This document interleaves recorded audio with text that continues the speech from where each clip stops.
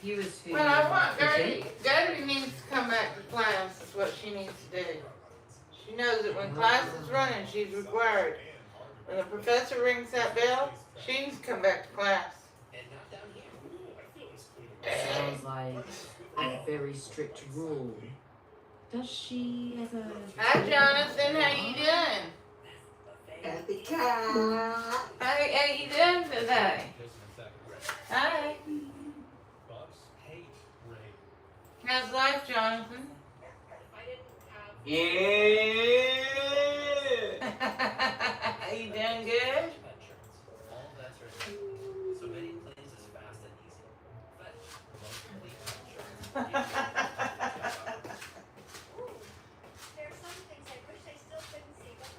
And hoping that Gertie comes back to class because class is running. And we want her to come in and we're going to zoom in on the food just for Gertie. If I can get it to run here.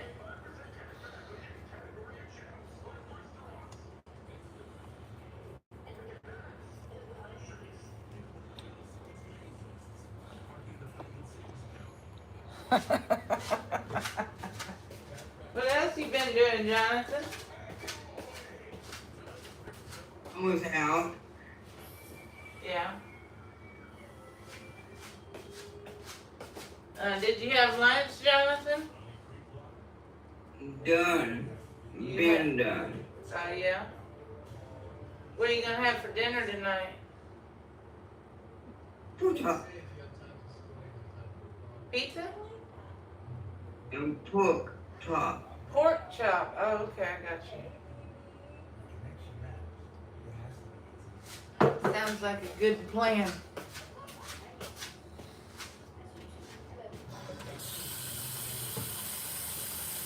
Try to clean the dish out where I was storing the taco meat from the other day when I had tacos.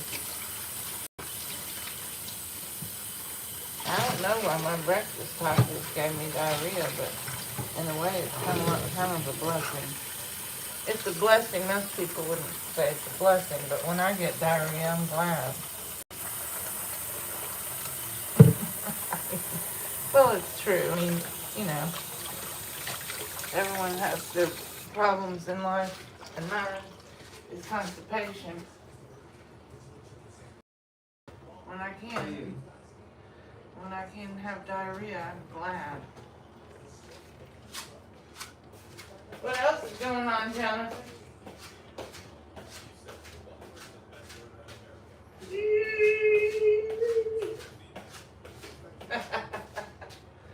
Yeah? I want to make sure I get everything in line.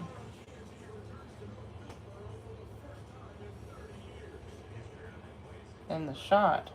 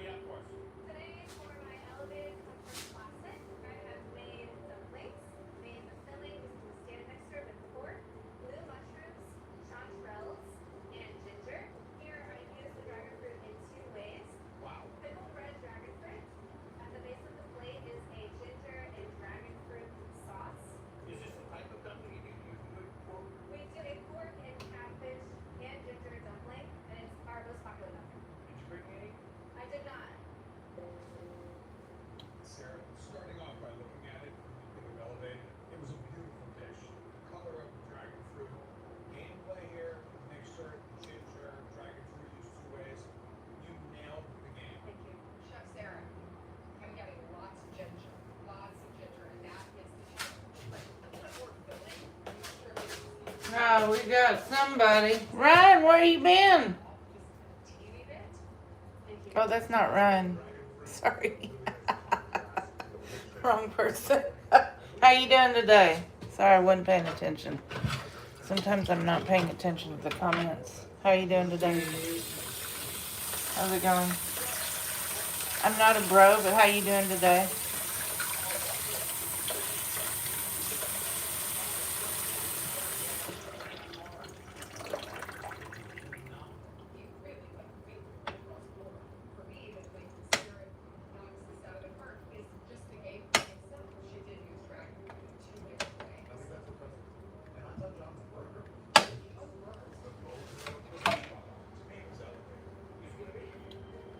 Sorry, I thought you were Ryan, but I'll talk to you as well.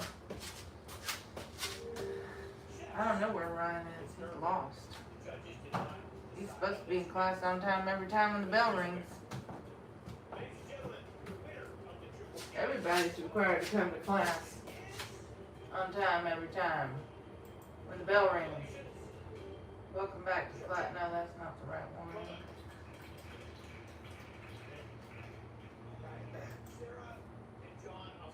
Alright, I will.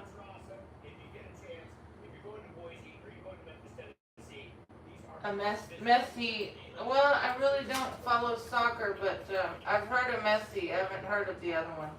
Sorry. I don't follow soccer. I really don't follow sports. I like to play basketball, but I'm not famous or anything.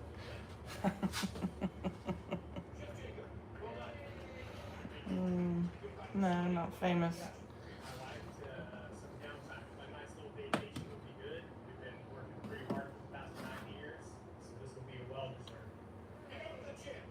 Who do you like?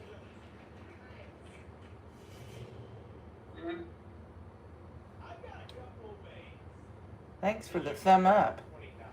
I need about 100,000 more so I can be monetized on YouTube. Hi, Jonathan.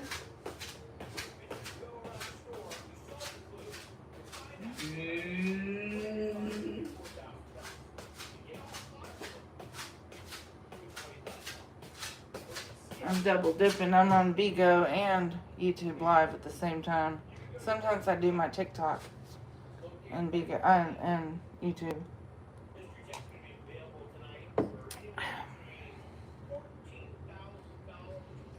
Sometimes I do, and sometimes that's pretty much. Now I'm just pretty much live all day on YouTube, and then Bigo just on and off, and TikTok on and off. And that, I don't think I'm gonna make money with TikTok or Bigo.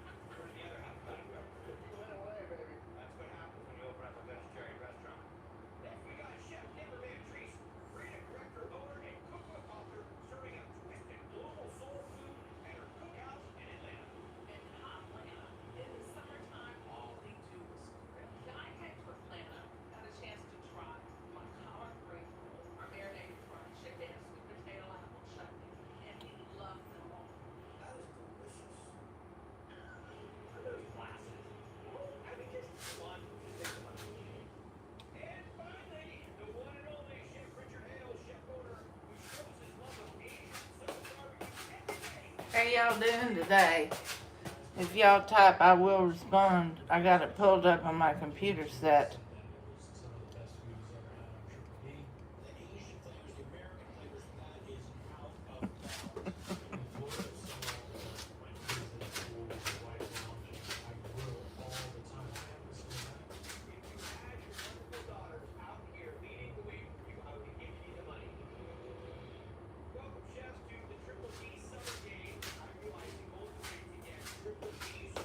Really?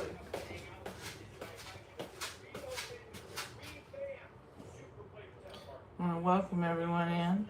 Chef Pip Television Network.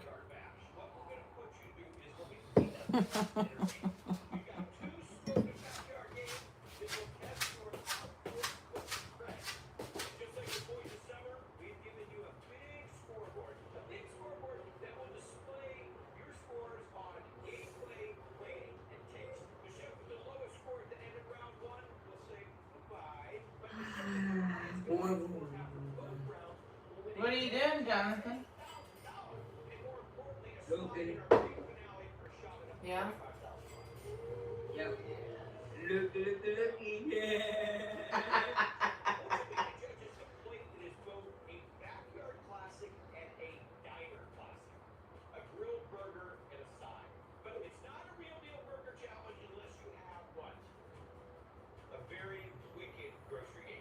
Have you seen Military Wife today, your mom? Last night, Oh, yeah. I was in my, I was in her house. Oh, you were? Have you seen her today? You seen her today? No, Yeah. she said she has stuff to do Oh, really? off the app. Oh, okay. Yeah. They were sitting last night. Yeah. Thanks for tuning in. I'm trying to decide what I want to do for my next YouTube name. I don't like Chef Refund. I think it's kind of stupid.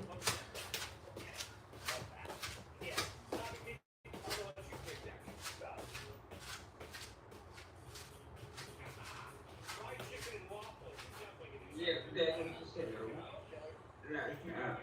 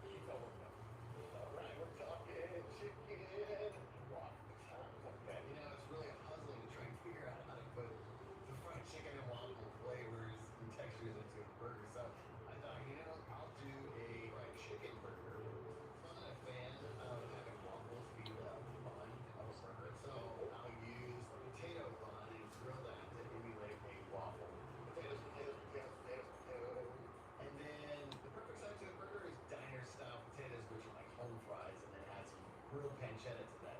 You know, it's really awkward shopping with this grill top and tongs. They're slippery. I don't want to drop anything. God, where's the lemon pepper? Lemon pepper, right here. Thank you. Got it. Look at that. I appreciate it. His vegetarian restaurant, by the way, is out of bounds. Lumberjack. Is that called? My diner classic is a lumberjack special. Lumberjacks are probably big and hungry, so let's just give them everything. This is hard because I have to shop with a small real top and a pair of long arms. I'm going to make a triple patty burger, bacon and poached eggs, and yummy, yummy Caesar fries. I need some bread,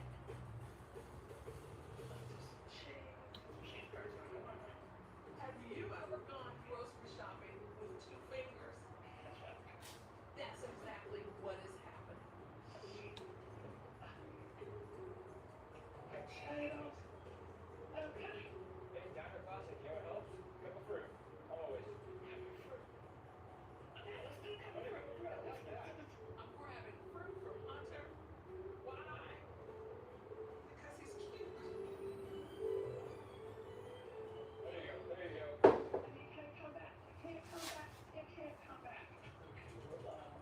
I don't need diapers. I don't make fish and chips. I don't eat fish and chips. How am I going to make this into a burger?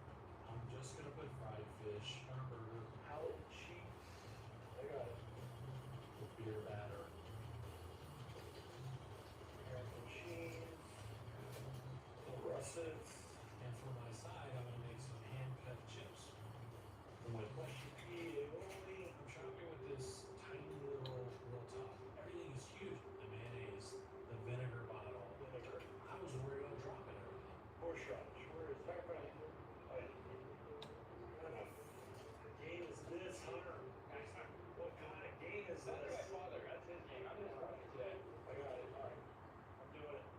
So here to talk about backyard burgers and some bashes is our panel of judges. Well, he's a cookbook author.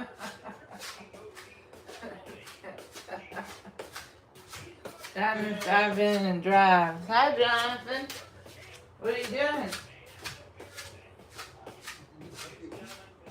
Question, how does the operation overdrive? Revolutionary impact on the world of food. This is her debut on Guy's Grocery Games. The one and only Chef Nancy Silverton. I'm super excited to launch this. Go to commercial. I've got a tear.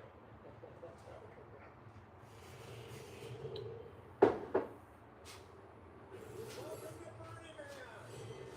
Spice Blast, selective human. Everything we're doing is for survival or throwing it.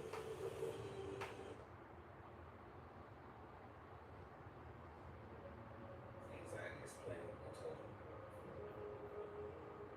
Breathing every hour, every second. It's like a piercing pain lying down. It's twisting. It's hell. I really hide away because of how I walk. Like I'm really embarrassed about it. But I was worried about people noticing I have this waddle like a penguin. It's like his legs were messed up because of his hip. I called him frog legs one time and he just stood.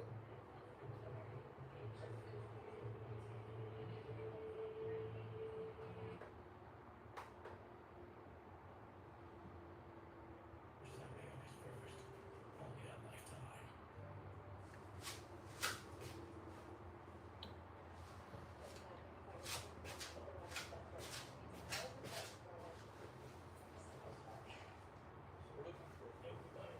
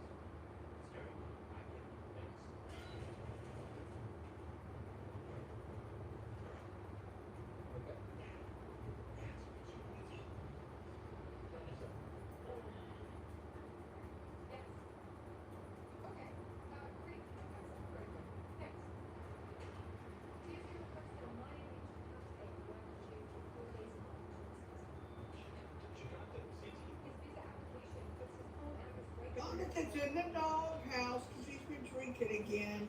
How you doing? I'm doing okay. I saw you on my YouTube, but by the time I got over there, I think you'd already left. Yeah. Sorry. I'm over here with Brittany, so.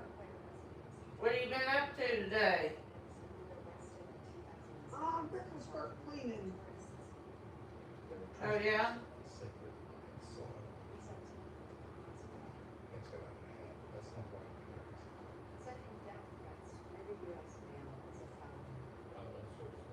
I told Betty about the cat carrier and what Walmart did. What'd he say?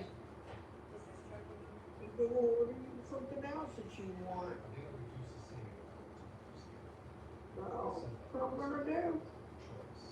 Well, that's good.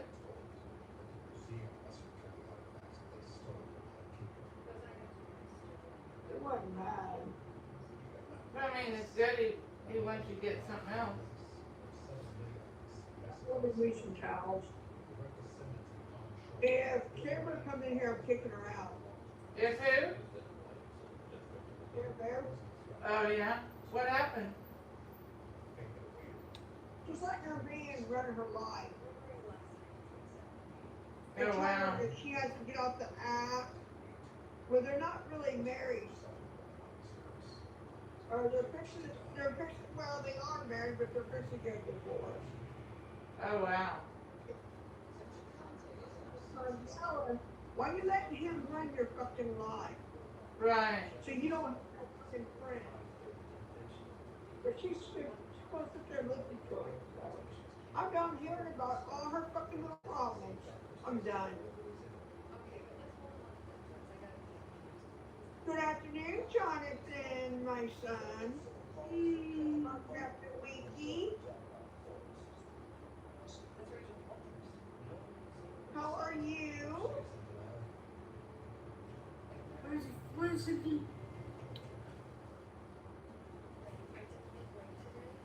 You doing good? Dad, thank you, not me. Dad.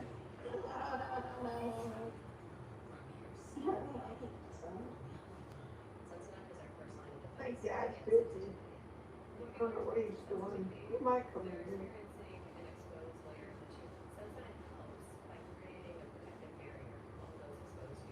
If I had a way, I'd have the police at their house. And I'd get him for abuse. You know, Dr. Cat, her ex-husband abuses her. That's why she's got bruises all over her arm. Dang. Have you seen her arm and her body? No, I have not. No. No man should lay a hand on a female. Period. Blank. Married or not married. I Well, don't care. amen to that one. But yeah, she's all bruised up. I don't even think her cousin on here has anything to do with her because of him.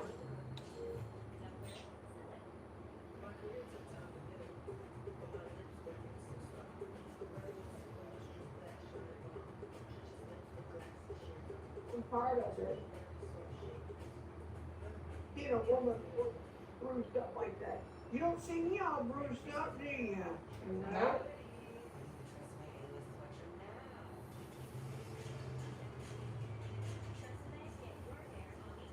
But she admitted that he was beating on her.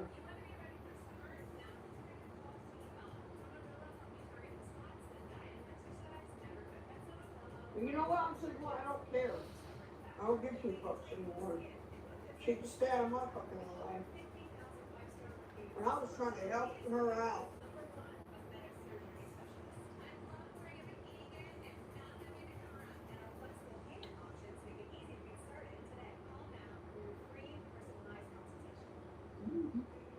Whether it's your future health,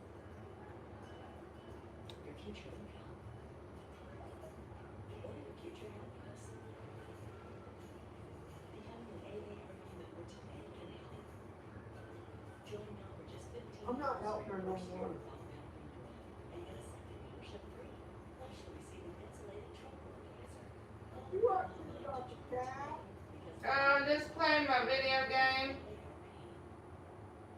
my It's gonna rain again, right? It's got more storms coming. Yeah, I think so. Now it's got more storms coming. Yeah, it was raining quite a bit. So get ready to swim. Yeah. I hope not, but you know, you never know in Houston. Just gonna go.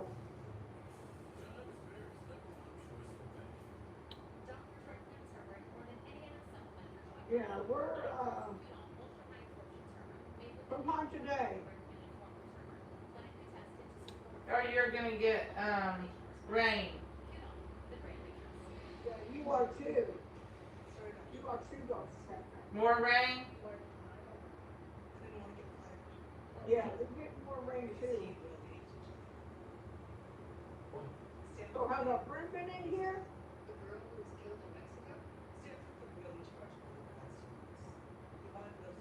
Has the what? But has our idiot been in here? No. Call me idiot. Which one? The one from the UK that I'm on. Oh no. Place. No, I haven't seen him. I'm waiting for him to come in here. Because I'm reading my menu.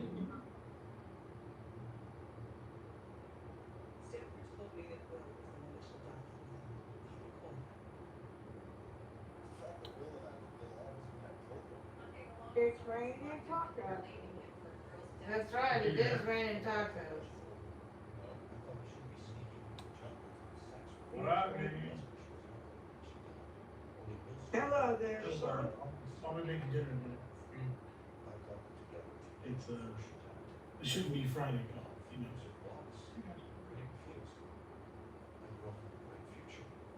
What's he cooking, Jonathan? Mama might wanna come. I hope Invitation so. only, yeah. Yeah. If it was probably. That sounds good. We're making, big fish and, corn. Oh, I know I'm coming for supper. I wish, it's invitation only, I'm sorry, man. It's always all in the city. Tennessee, yeah, we're in Tennessee. You wanna fly here, you're more than welcome to. Mm-hmm. I'm just teasing you. I'm in Texas. Yeah, she is. Oh, the Lone Star State. I went to Yes, Texas one sir. time. Yes, sir. It's the Lone Star State, that's what Texas is. Yeah, I've never been to Austin. Austin, Texas. Yes, sir. Yeah, I know. I said I've never been to Austin. I've been to Texas, I've never been to Austin. Oh, really? Yeah. It's nice here, with the heat. It gets me with. Well, the problem with that is I'm allergic. Oh, okay. Yes, sir. Yeah. You see, because of Texas weather, it's too damn hot or too damn cold. It's not for me. I don't even like the weather here. I'm a golden boy. It gets anywhere from 103 years, sir. Yeah, no, I know. I lived in San Francisco for the last 15 years before I came here. Oh, wow. It's about 95, 96 year round. Oh, And it gets, the lowest it gets is about 42, 43. And a little sprinkle sometimes, it's a little fog. And then during the summer, the hottest I've seen gets to be about 92. Right. Yes, sir. I mean, it's miserable here. But it's free. Yeah. That's what I like. There's no snow. You don't get much snow where I'm at. It's every 2 years. Uh-huh. It That's what happened, we get snow. it happened this winter. It snowed already. But yeah, Not here, not where I'm at. No, sir. yeah, no worries. We're up in Dallas, sir. Mm-hmm. Yeah, we're gonna start dinner, but we have fish and corn. Oh shit, Jonathan, you're in good. Son's eating good tonight.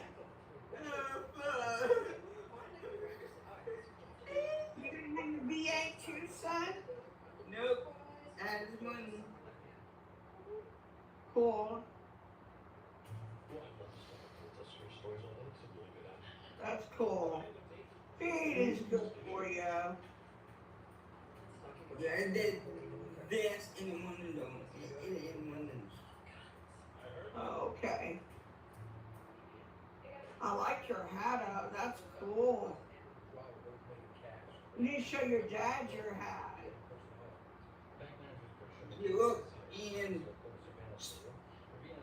He was stormed last night, big time, Jonathan, after you left. It sounded like a freight train. You thought that was bad? It was worse. I thought the house was going to, the alarm was going on in the house.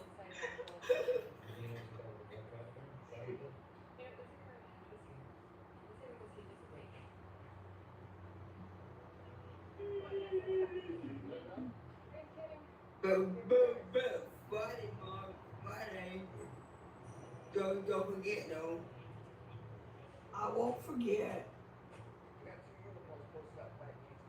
I won't forget. Mm-hmm. No one in the family's on.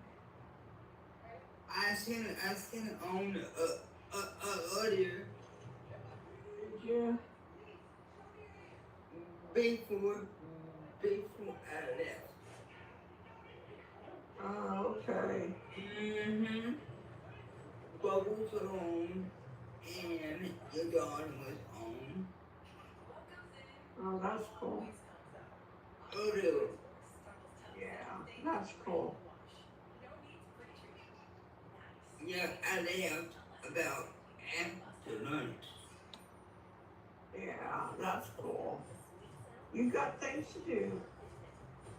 But I checked though. Yeah. Mm-hmm. Do I have something from my Jonathan? I do. Let's see. Hold on. Let's see if I have something from my Jonathan. I don't know if I can do it or not. They don't let me. I'll order some new towels. So they should be here.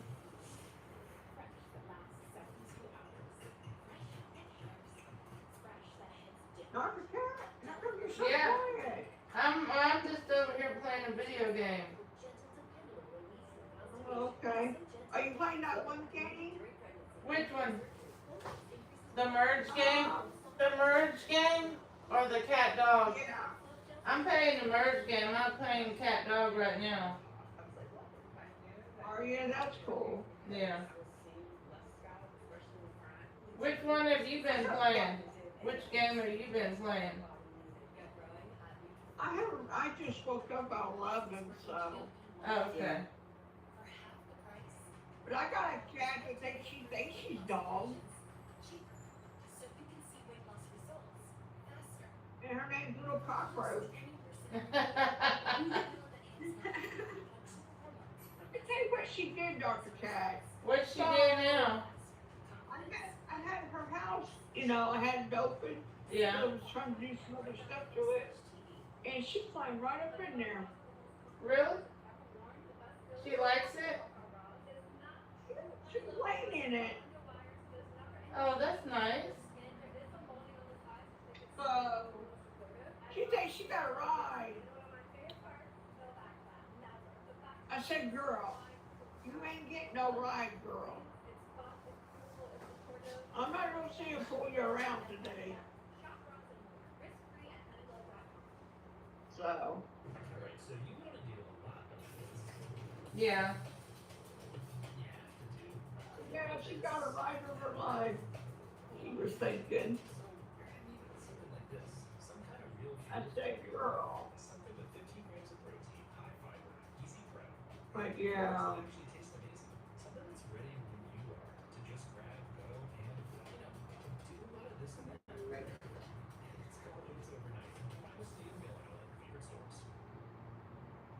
and they gonna get pizza though. But Oh, cool. pizza. Pizza. But Dang. Ooh. Hey, Jonathan, you eat good all the time, don't you? on Friday On Friday, okay, but you still eat good. at the office. Oh, that's cool. You eat good, don't you? That's why I gonna have to spend money Yeah. to go get that hot car, Oh, that's cool. this second car. That's cool. Very good. Jonathan be eating good, he be backing up the girls. Hey, And what? what is that? You like the girls, you know you do. I got Heather. And the weather. Well, hey, let it go. And the weather.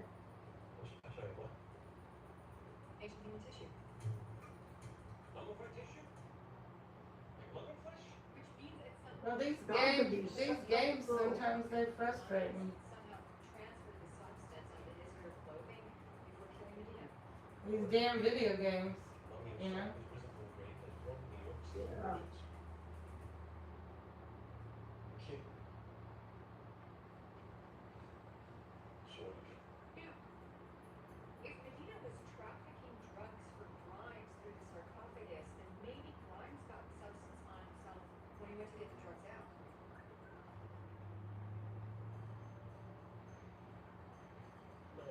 Mhm.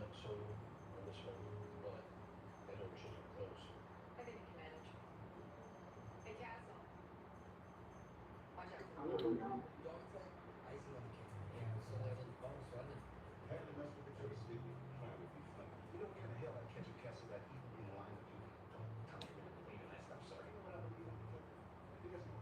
Remember,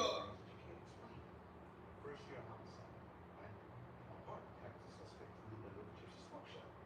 Owner's furious. And the weather. Hexes on our houses. We don't personally go and clean it up. And we tell her, take it up with the city. 2 hours later, the partner comes in. And you think it was the hexes? No, man, ain't making it whatever we are. Did you say it's raining in Austin or it's not raining? It's not raining right now, but we're supposed to get some rain. Okay. Yeah.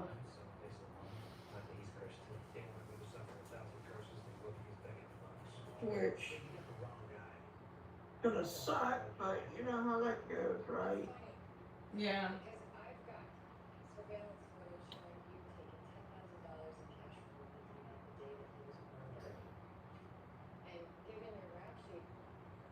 It's gonna be raining, Jonathan. I didn't murder him. I was smuggling drugs. Yeah. My connections to get a new gig. Antiquities.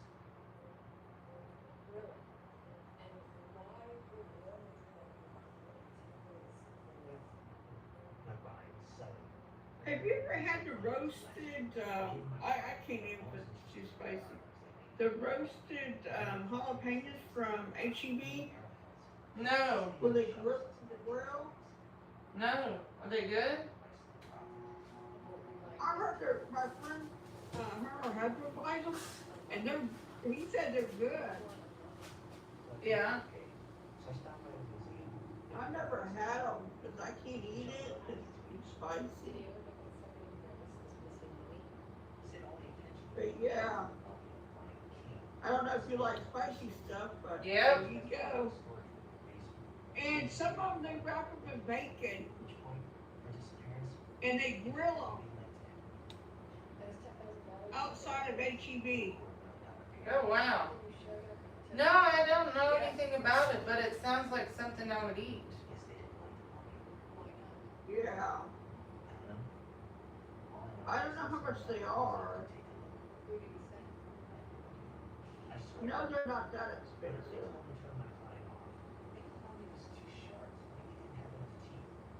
I can't remember how much she paid for them. She get like two a piece. You know.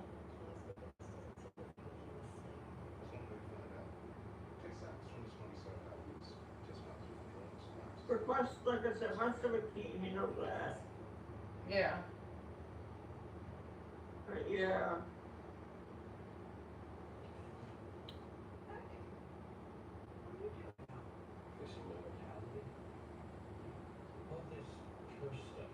Yeah, I was gonna ask you if you ever had them. Mm-mm. She said they're good. They I might, I mean, at HEB, no, but in general, yeah, I think so. Probably had it somewhere else, yeah, you might have. you know. At when? I have no idea.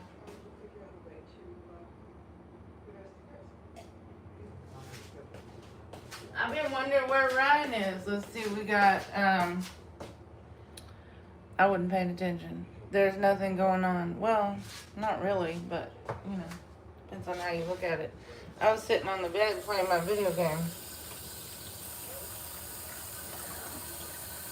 Oh, somebody said that on YouTube, that there's nothing going on. Well, sorry. I can't have an exciting broadcast every second, you know? Not really. I mean,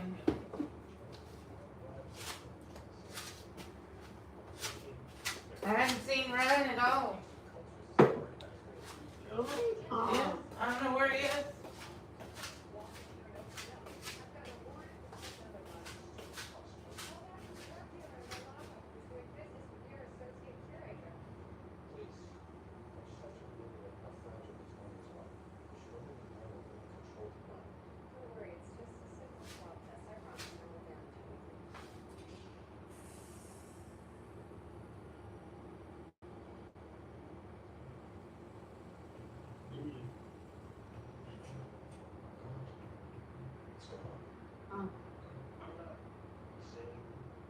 I'm waiting for the little cocksucker to come in here. Oh, that Tober guy? He's a real jackass. Yeah, he's a jackass. Well, if he sees you in here, he's probably not gonna come up. But what we gotta do is next time he comes in, I'll be like, oh, good, so good to see you, and I won't say anything, and I will wait for you to come in and zap him, if you want me to. If you want me to. Yeah, you can do that. Yeah, I'll just be real, because he don't come in here a lot. He, I hadn't seen him in like, whatever, but, yeah, I'll wait and let you zap him.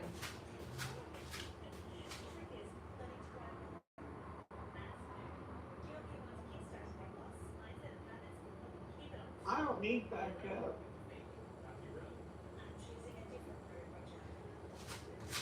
Gertie hasn't been in class at all. She gets an F. Yep. F for She's effort. getting an F today for class.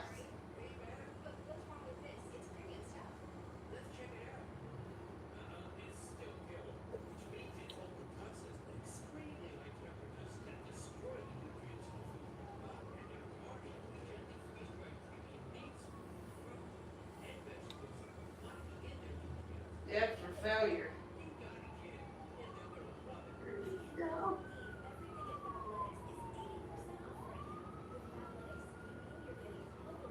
I'm still looking for you, Jonathan. Hmm? I'm still looking for you. What's the wrong?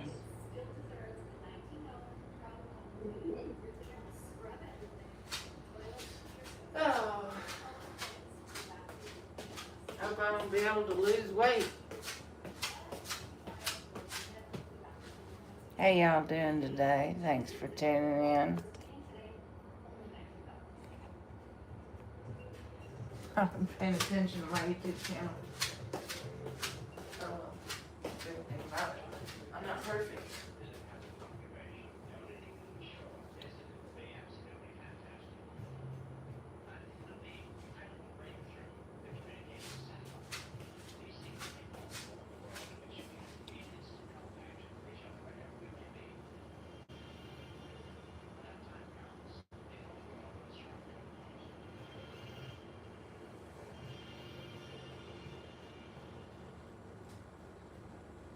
This is a story about the one who can fix really anything, and turns to Granger, who has almost everything. He troubleshoots issues, maintains the facility, and keeps it all on track. Few may seem to look at that kid, but when they see the results, they know he's the one who keeps the doors open. The high-quality industrial products we need, plus a clean one. Call Granger.com or stop by Granger for the ones who get it done. No questions, leave out your braces, make impossible possible. Just one squeeze and effortlessly cut through 100% of your greasy documents. So this is 100% possible. We're on Granger. Licensing service longer than 10 more licenses. It's not just clean, it's Mr. Clean.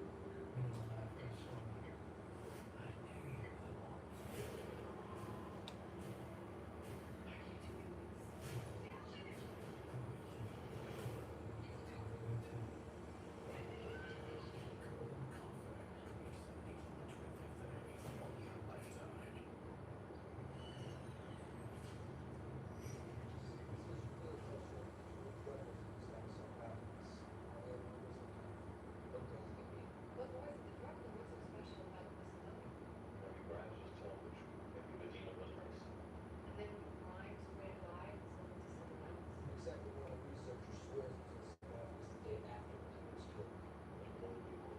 Please don't say that it's walking along a city convention. I'll tell you what. This is gigantic. They have over 30 million specimens down here. They have a canine unit coming to help, but finding this mummy would be like finding a lost art. Perhaps it's supposed to be very and something that prints off the sarcophagus, whoever stole something. Oh.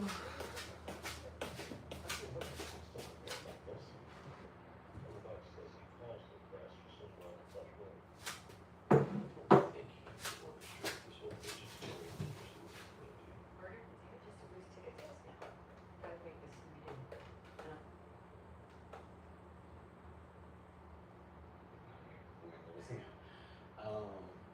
Just kind of like, celebrate, who I am as a person.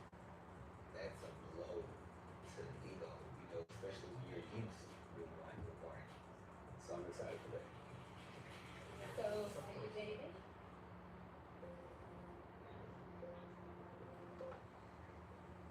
This is a triple D summer grilling challenge. I think we're the best that summer has to offer. I'm really looking forward to trying these chicken dishes. That first round, remember, connected next doors, there is no room for error. Show me the gateway. I'm going to make grilled chicken thighs. You're gonna use peaches? I'm gonna use the peaches. What are you doing with them? I'm gonna do a sauce with like a little bit of Asian flair to it, a little bit of bourbon. Wait, is it burger for you or for the sauce? Okay, good. I seasoned my chicken thighs. I've got my garlic powder, my onion powder, some salt, and a little bit of cayenne. I have one more game to prove that I am the grill master queen. Next, I'm going to start my fish sauce. It's important for me to pull that canned peach flavor out of it. I've got peaches, some star anise, cinnamon sticks, a little mustard. I'm going to add soy sauce and a little bourbon, maybe a little more bourbon. The chicken never had too much. I'm not surprised that we chose it. I think it makes sense that we're What are you doing, military wife? set up for success. Originally, it's Just so relaxing. Yeah. So, potatoes, peaches, and the ham. No donuts for you, huh? No, I'm gonna eat those though. I'm so hungry. My strategy is to deliver supper. So I want grilled chicken, I want barbecue sauce, I want potato salad. There is an art to grilling chicken. White meat does not have a lot of fat. I cut it off the bone, so I'm just exposing the most delicate part of the chicken directly on the fire. I'm moving it around, I'm flipping it, so stay awake. I don't know what's wrong with me. And I didn't get up till like That's the 11. This is going in barbecue sauce. Most barbecue sauces are ketchup based. They start with the canned peaches and ketchup. I typically add molasses, but I didn't do that now because of the sweetness from the peaches. I added apple cider vinegar, habaneros, thyme. Normal barbecue sauce can take 1.5 to 2 hours to fully develop the flavors. So I'm really in a tight pinch here to make barbecue sauce on the spot. Oh, 15 minutes, 15 to go. I'm watching one of those chef challenge videos on television. I pull the peaches out and decide to put them on the grill. Grilled peaches are a thing of the South. Is there a side, Kibble? A collard green fried rice. Okay. You know, they say about the collard greens, so they're gonna get oil from that bourbon peach sauce, right? Collard greens can get a little bitter, a little peppery, a little bite. This is not very long cook. This is not traditionally how they do them, so. It's gonna be interesting to see if you get them tender. Yeah. This amount of time. Right. The first thing I do is chiffonade the collard greens. I'm not going to cook these for a long period of time, so I want to make sure they can cook all the way through. Collard green fried rice, you can close to home with that. As eggs, Oh, look at that. Fried rice going wild right now. Little Asian theme, but a little southern grease too with the collards. I want to win today to get a new space for my restaurant. The restaurant has been successful, and we need more room. $10,000 would be so helpful. On top of all of that, it's just way better here than me.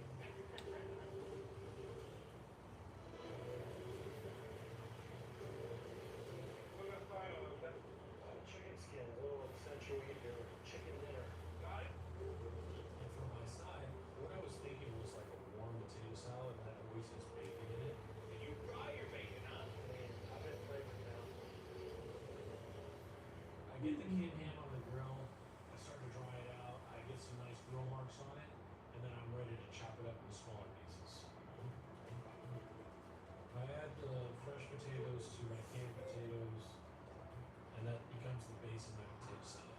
I need mayonnaise, mustard, a little bit of oil, the canned ham, and crispy bacon. I won the first round. I'm one step closer to the 10,000.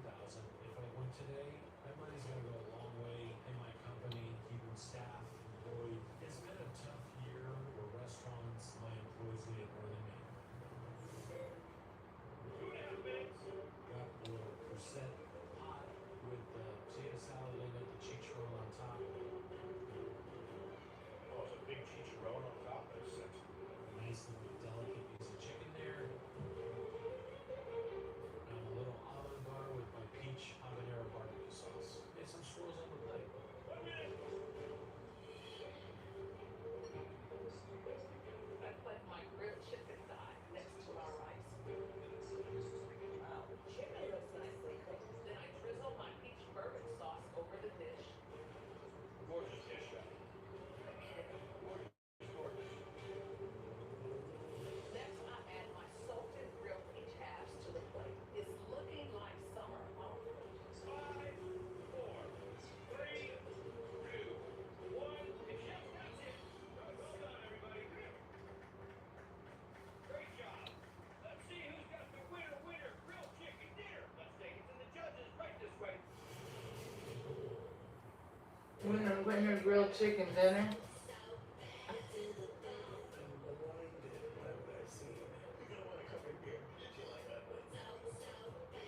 Ugliest House in America, season premiere Monday night at 9 on HGTV. That is a really good advice about water. Not just detergent? If you really want to clean, add OxyClean. But why you don't? It's not clean unless it's OxyClean. Use it everywhere. I eat pizza for $9.99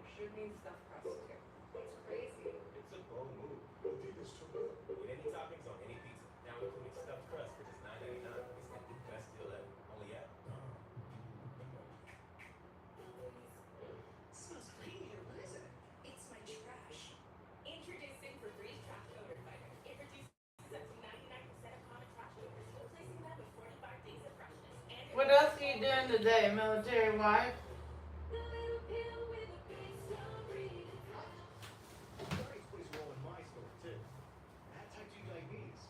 Yeah, she go to the Oh, she had something to do. Okay. I got one thumbs up by somebody. Thanks for tuning in.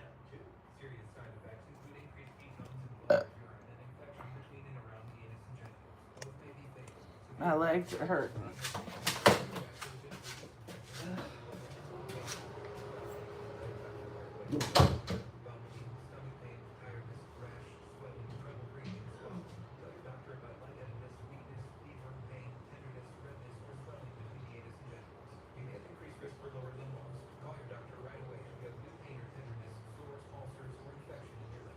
Jarkins is a little pill with a big story to tell.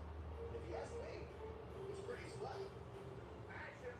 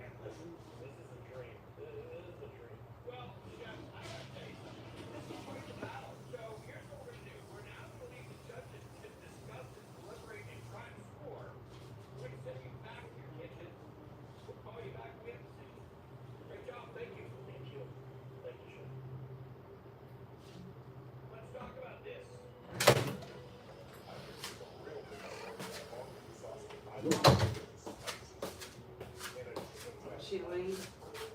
I'll be back, Jonathan. I'll be back, Jonathan. Sorry.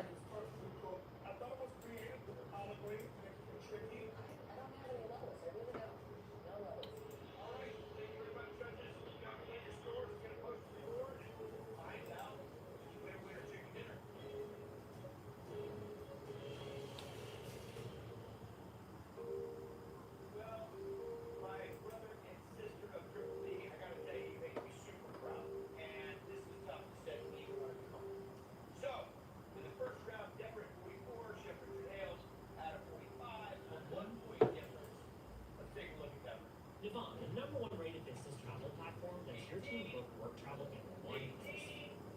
Flights, hotels. Well, this 4th of July holds a special meaning for me this year. It is a celebration of our country's 250th birthday. And for one Pensacola veteran, it is also a second chance to celebrate his favorite holiday.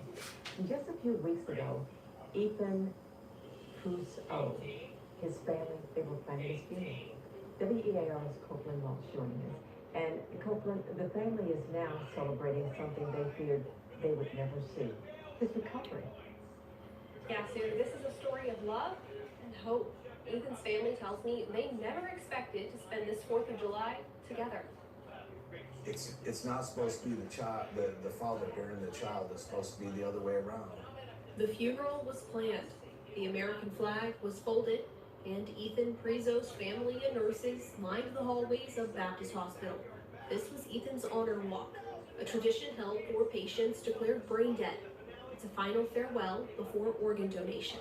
When they did the brain MRI, the MRI showed that the thalamus was black and dead, so we had absolutely no hope. At the beginning of June, Ethan and Piper moved to Pensacola to build a life. The couple was moving in. Ethan went to get suitcases from the truck, but when he didn't come back inside, Piper went to check on it. That's when she found him lifeless on the ground. You don't want to see like someone that you love like in that state, and so I just freaked out, and I immediately I don't know CPR, but I understand what it is, and so I tried to do that for a second, but I realized I was like I don't know what I'm doing, so I ran inside as fast as possible, and I called 911, and they were there so fast, maybe in like 30 seconds they were there. Ethan was rushed to the hospital. Doctors told the family he had an infection in his heart. As the days went by, his family started losing hope.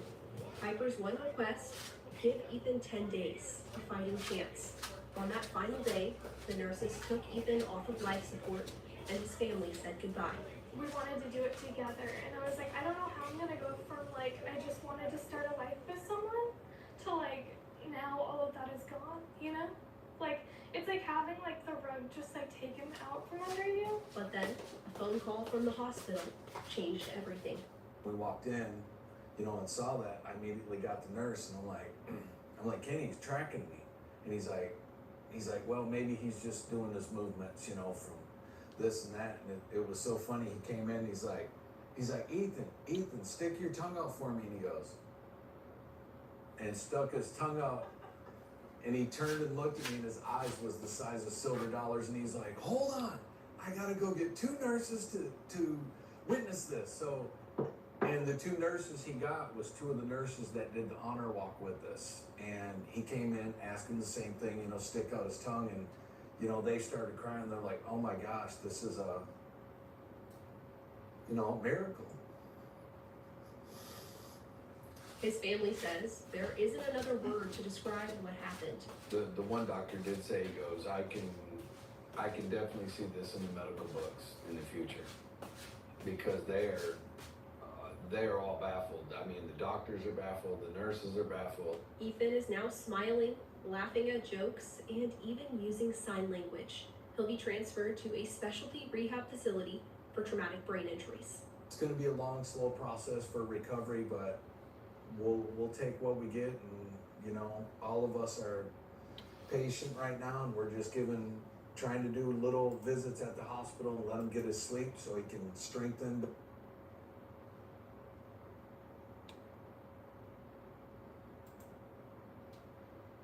Looking for a student loan that suits your needs? Imagine a loan that lets you repay at your own pace. And now need to accept the check all by yourself. So you need to log in into your bank on this computer, and then you Where's will see Gertie? the electronic check is reflecting on your statement. Hey.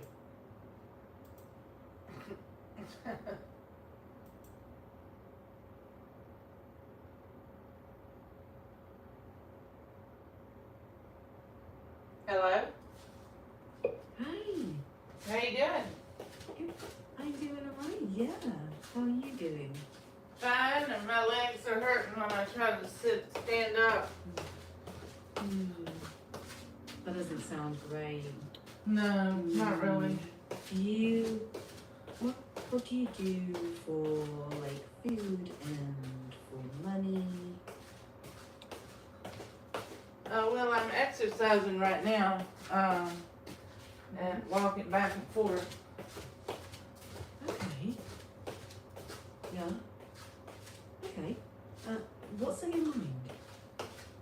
Oh, well, I'm wondering why Gertie hadn't come to class today. Yeah. Well, sometimes people drift from the room for reasons you don't see.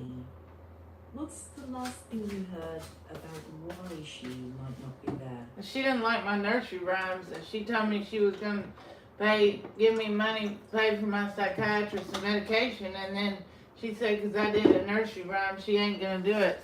And she never gives money to anybody. I think she made all that up to hurt me. That does seem pretty Because she hurtful. told me, and they got burned, her and her husband got burned on Periscope. They don't give money to people. So why would she suddenly say she was going to give me a gift card? Yeah. A Visa gift card or whatever they're called. That's not very nice, is it? How would you feel? No. Probably wouldn't feel very pleasant, would. would you? About Gertie doing that, dipping to such a low level.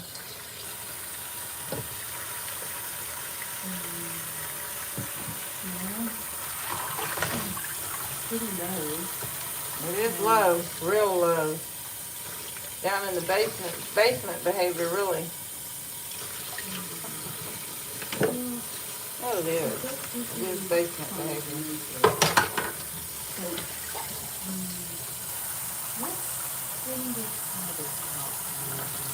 Well, I want you to do another nursery rhyme for Gertie. Being late to class with the clock timer, the oven, and the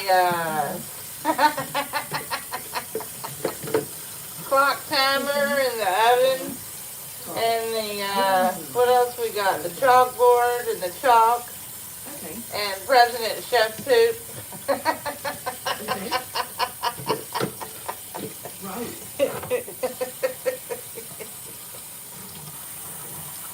But yeah, you need to do, but don't make it one that rhymes. You just need to do another nursery rhyme, but it don't have to rhyme.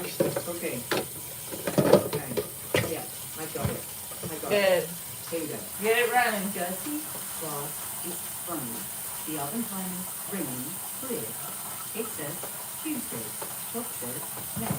Nobody knows the clock. The clock I'll play jokes. Then somehow it was 6 again. The clock. The chalkboard smiled.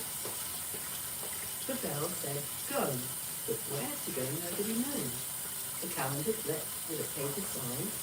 Welcome to Brendel Junior High. The professor grinned behind the door. Welcome to Brendel Junior High, Gertie. Or late once more. The oven beat. Homework done. The timer laughed. Not yet, fun. The shortlings danced across the floor. Then hid behind the bathroom door. Gertie clock is running quick. The clock played Gertie one class is more running, don't be late. It showed the right time, bold and bright, but yesterday's date was in plain sight. Gertie hurried through the hall, only to find no class at all. The professor smiled with knowing cheer. Same surprise as yesterday, my dear. It's different enough. And somewhere in the hallway, the oven timer gave one last cheerful sting. Well, I don't want you to do like a rhyme. I just want you to do like a storybook format for Gertie not coming to class.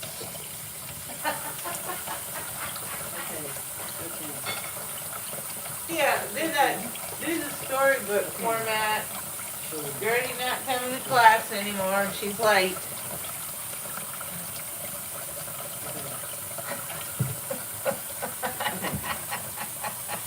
At present junior high, class always seems to be running.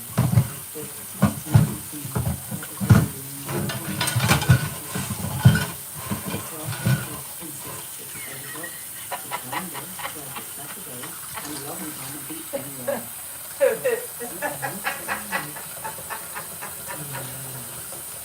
Well, Gertie didn't come to class. Go ahead and keep going with the story.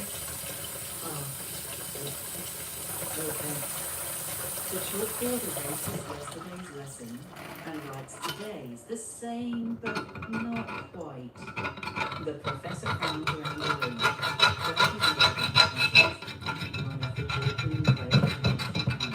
Professor, there wasn't supposed to be class today. The professor smiles. Time to get the egg out of there. Yesterday.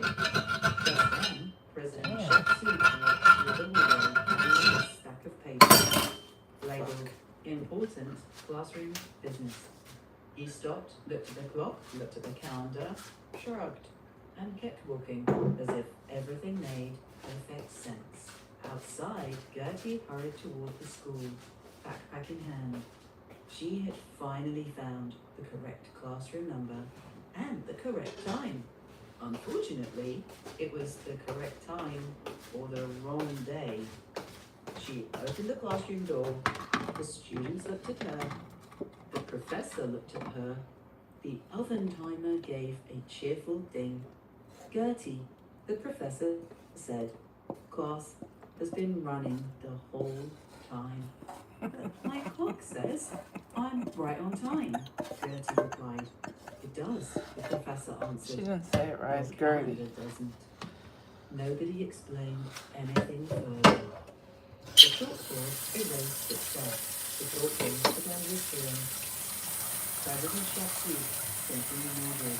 This happens every day. And by the time Gertie thought she finally understood what was going on, the classroom had slightly changed just enough that she had to figure it all out.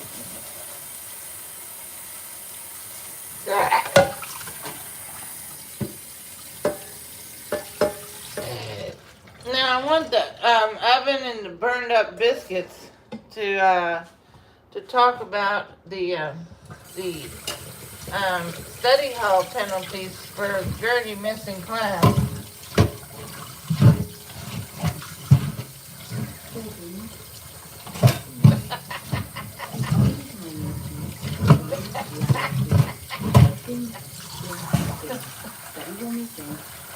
From the back of the room came the burned up biscuits. The committee slightly overcooked biscuits, wearing tiny horns as the badges. They marched to the front in a perfectly crooked line, carrying a clipboard to all within the school itself. The first biscuit cleared its throat. Today's first item of business, Gertie has missed class again. A second biscuit flipped through the pages. According to the clock, she's 5 minutes late. The third biscuit shook its head. According to the calendar, she's been absent since last Thursday.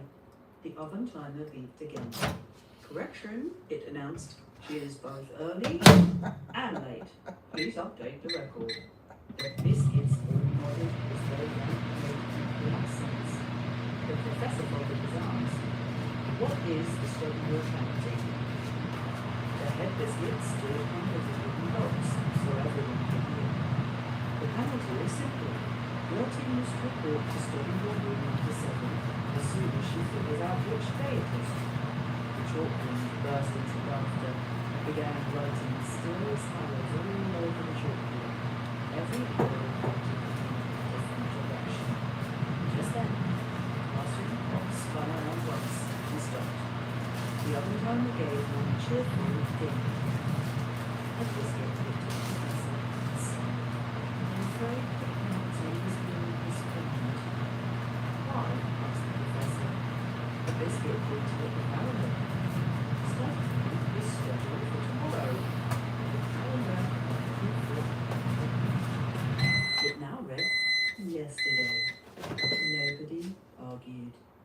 Wendell Junior High, that was considered a perfectly ordinary school day.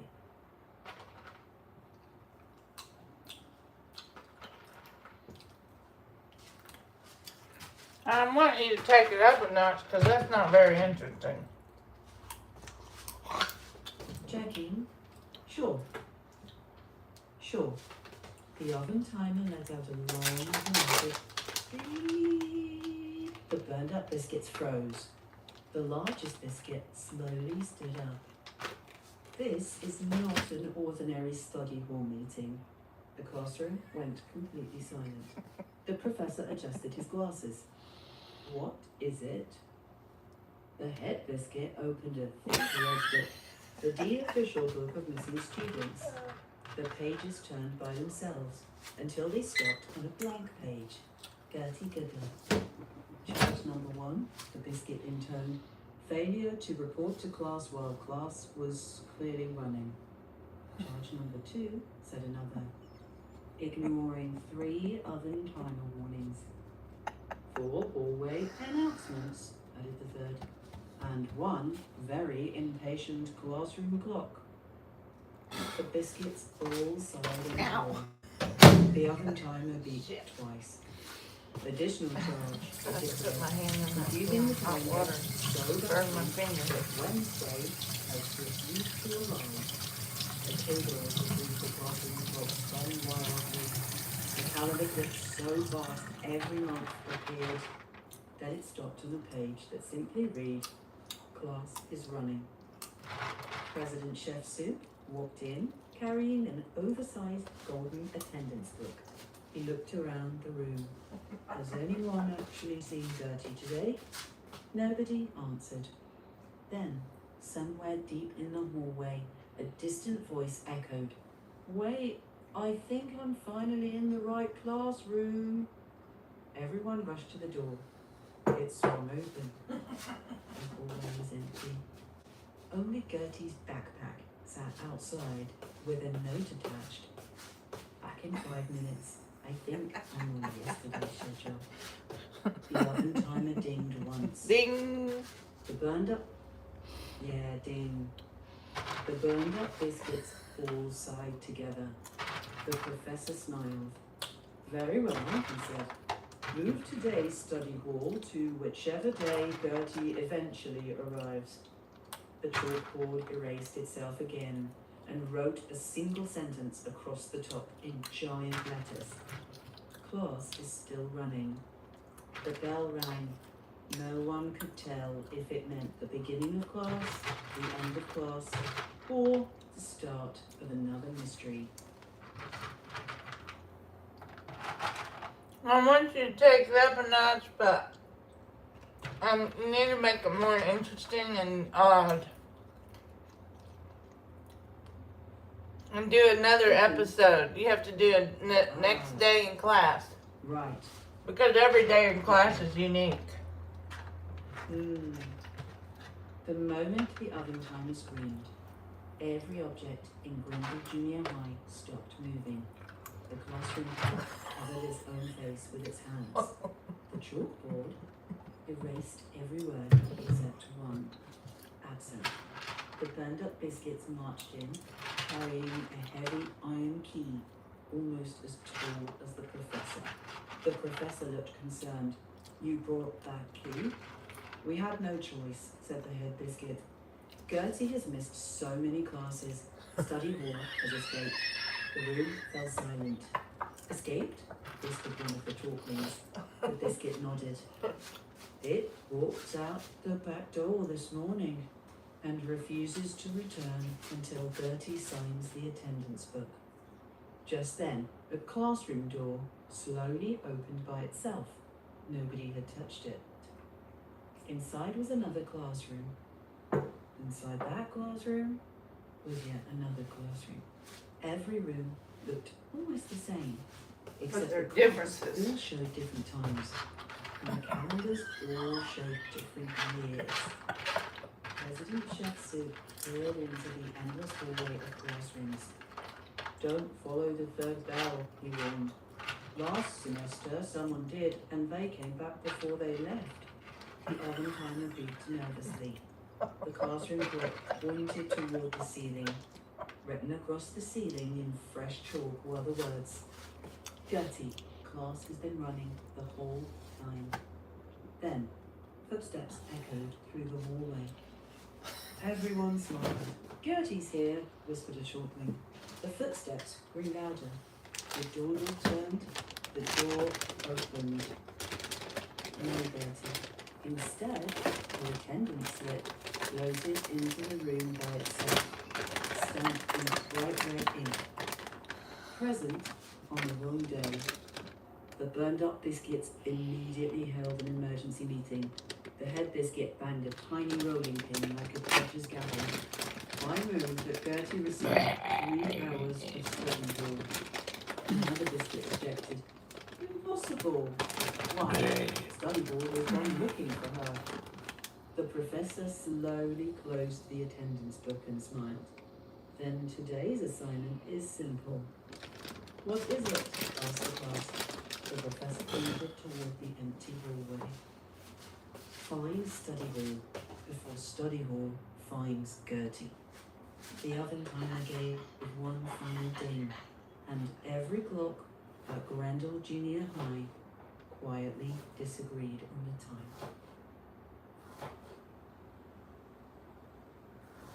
Well, now I want you to make the next episode about how, I like what you said about the classrooms, and there were multiple classrooms with different times, but the next episode is the back rooms of Grendel Junior High, and how Gertie is stuck in the back rooms, and somehow she needs to get out, but she's going to have help from one of these people in the classroom, but not the professor.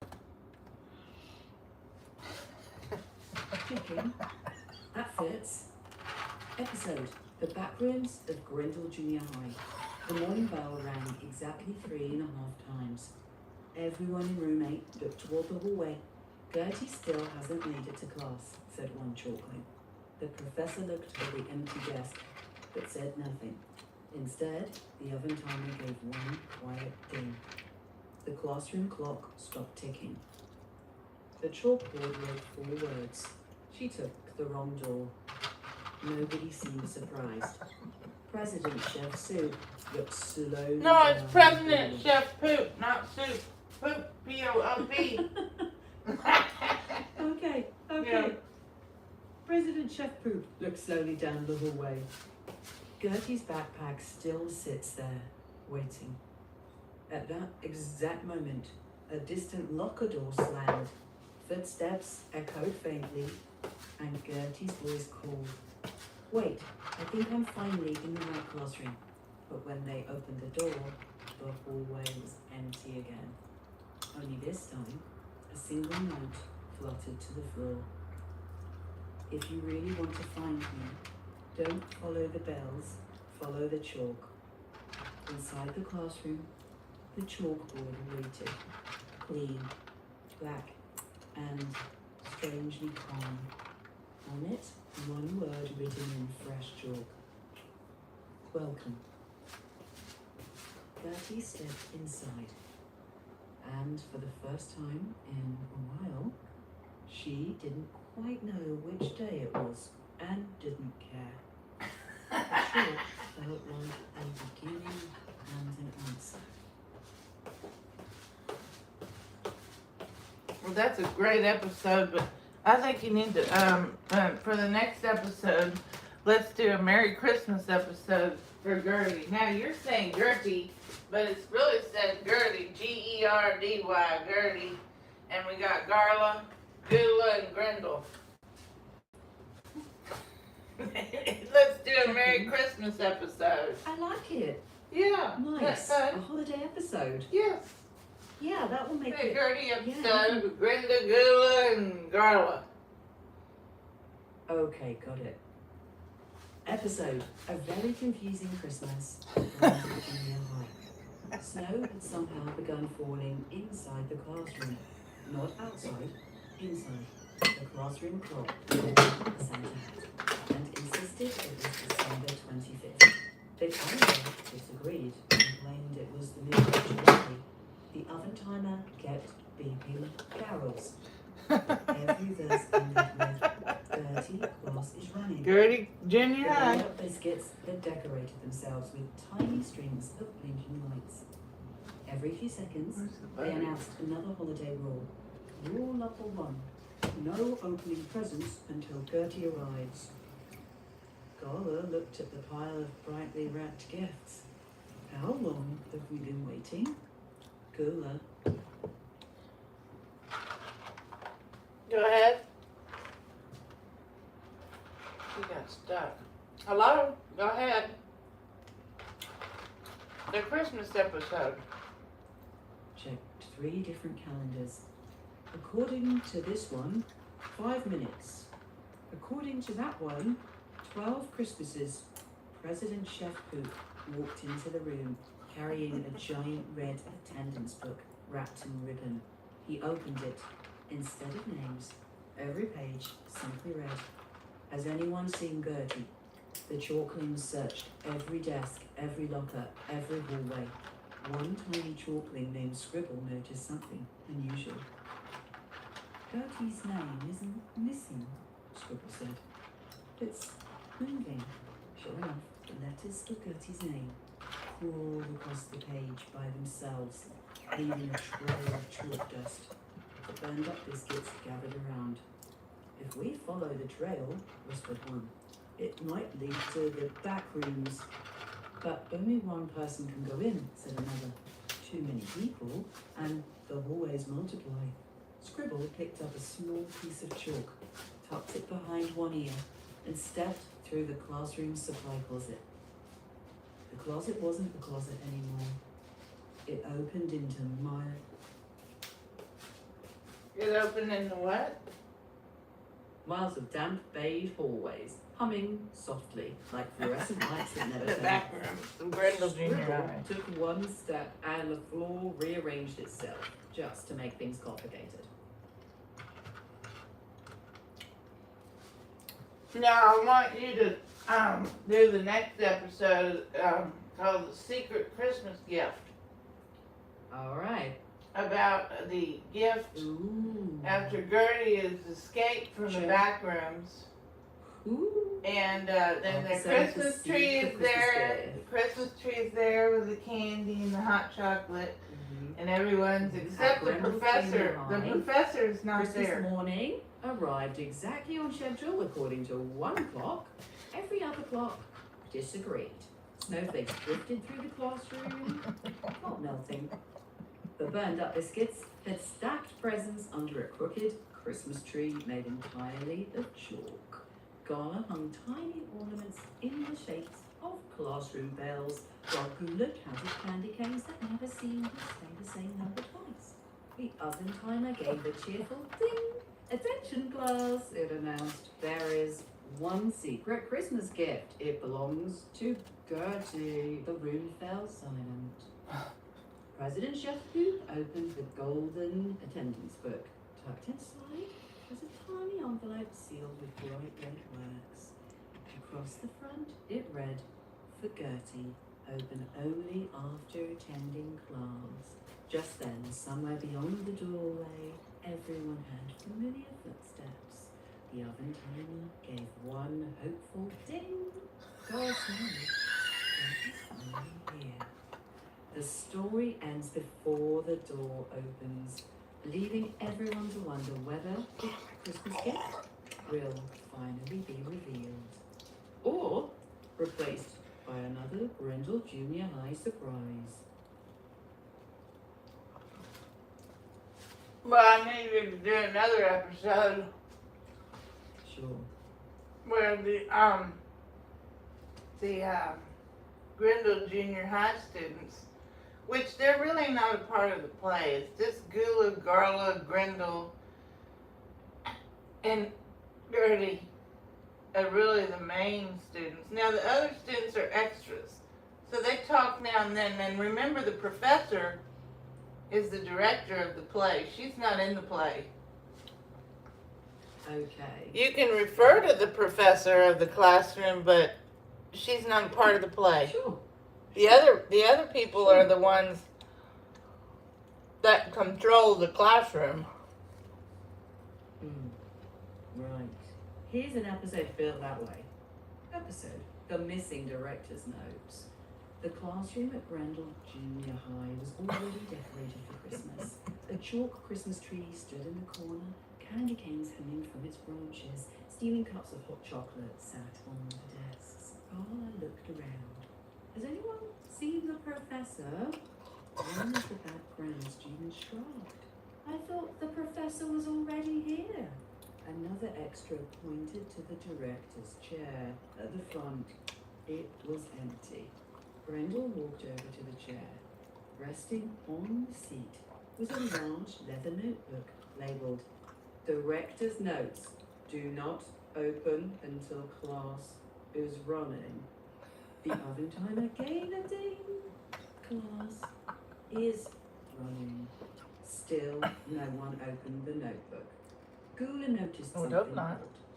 The director's notes are writing themselves. Everyone gathered around. Across the page appeared a sentence in fresh chalk. Today's lesson cannot begin until Gertie escapes the back rooms. The classroom went quiet.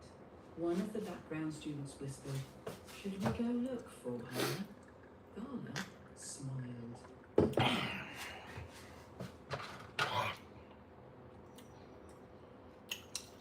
I want you to do another episode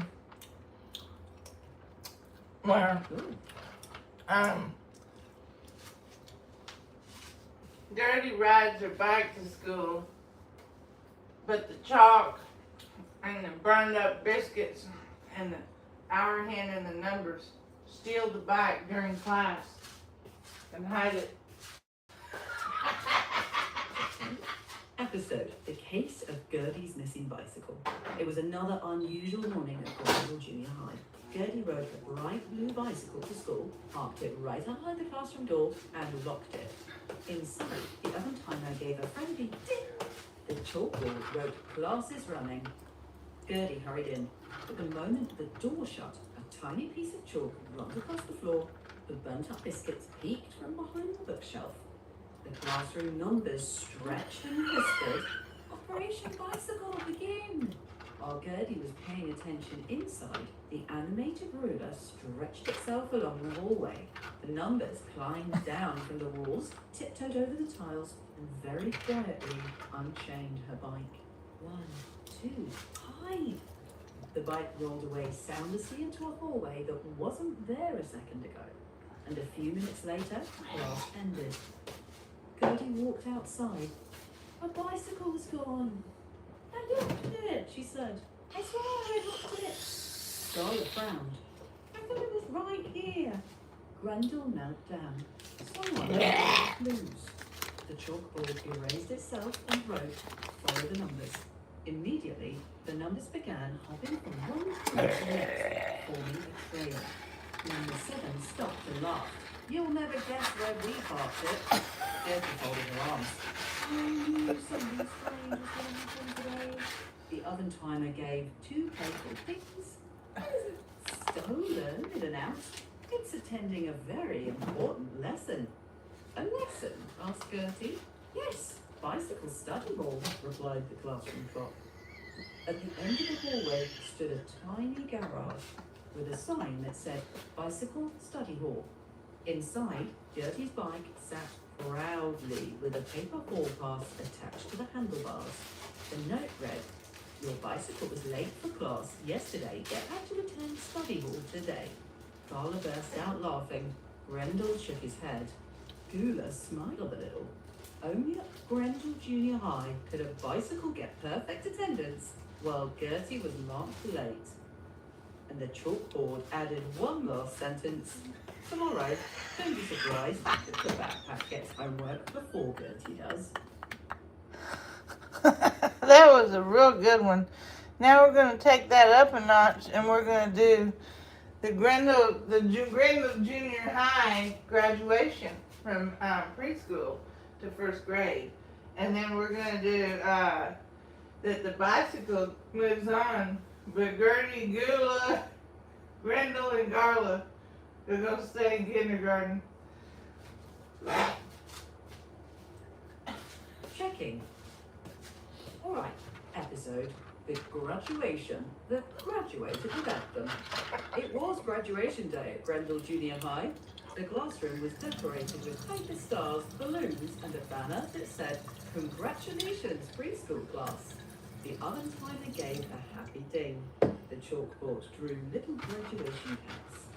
Outside, Gertie's bike rolled proudly in, wearing a tiny cap on its handlebars. The burnt-up biscuits proudly handed it the certificate. Perfect attendance, the clock announced. It was never late. The bicycle dinged its bell 2 times, almost like saying thank you. Grendel looked at the certificate. It says the bicycle is graduating from preschool to 1st grade. Gula looked around. What about us? The chalkboard slowly wrote.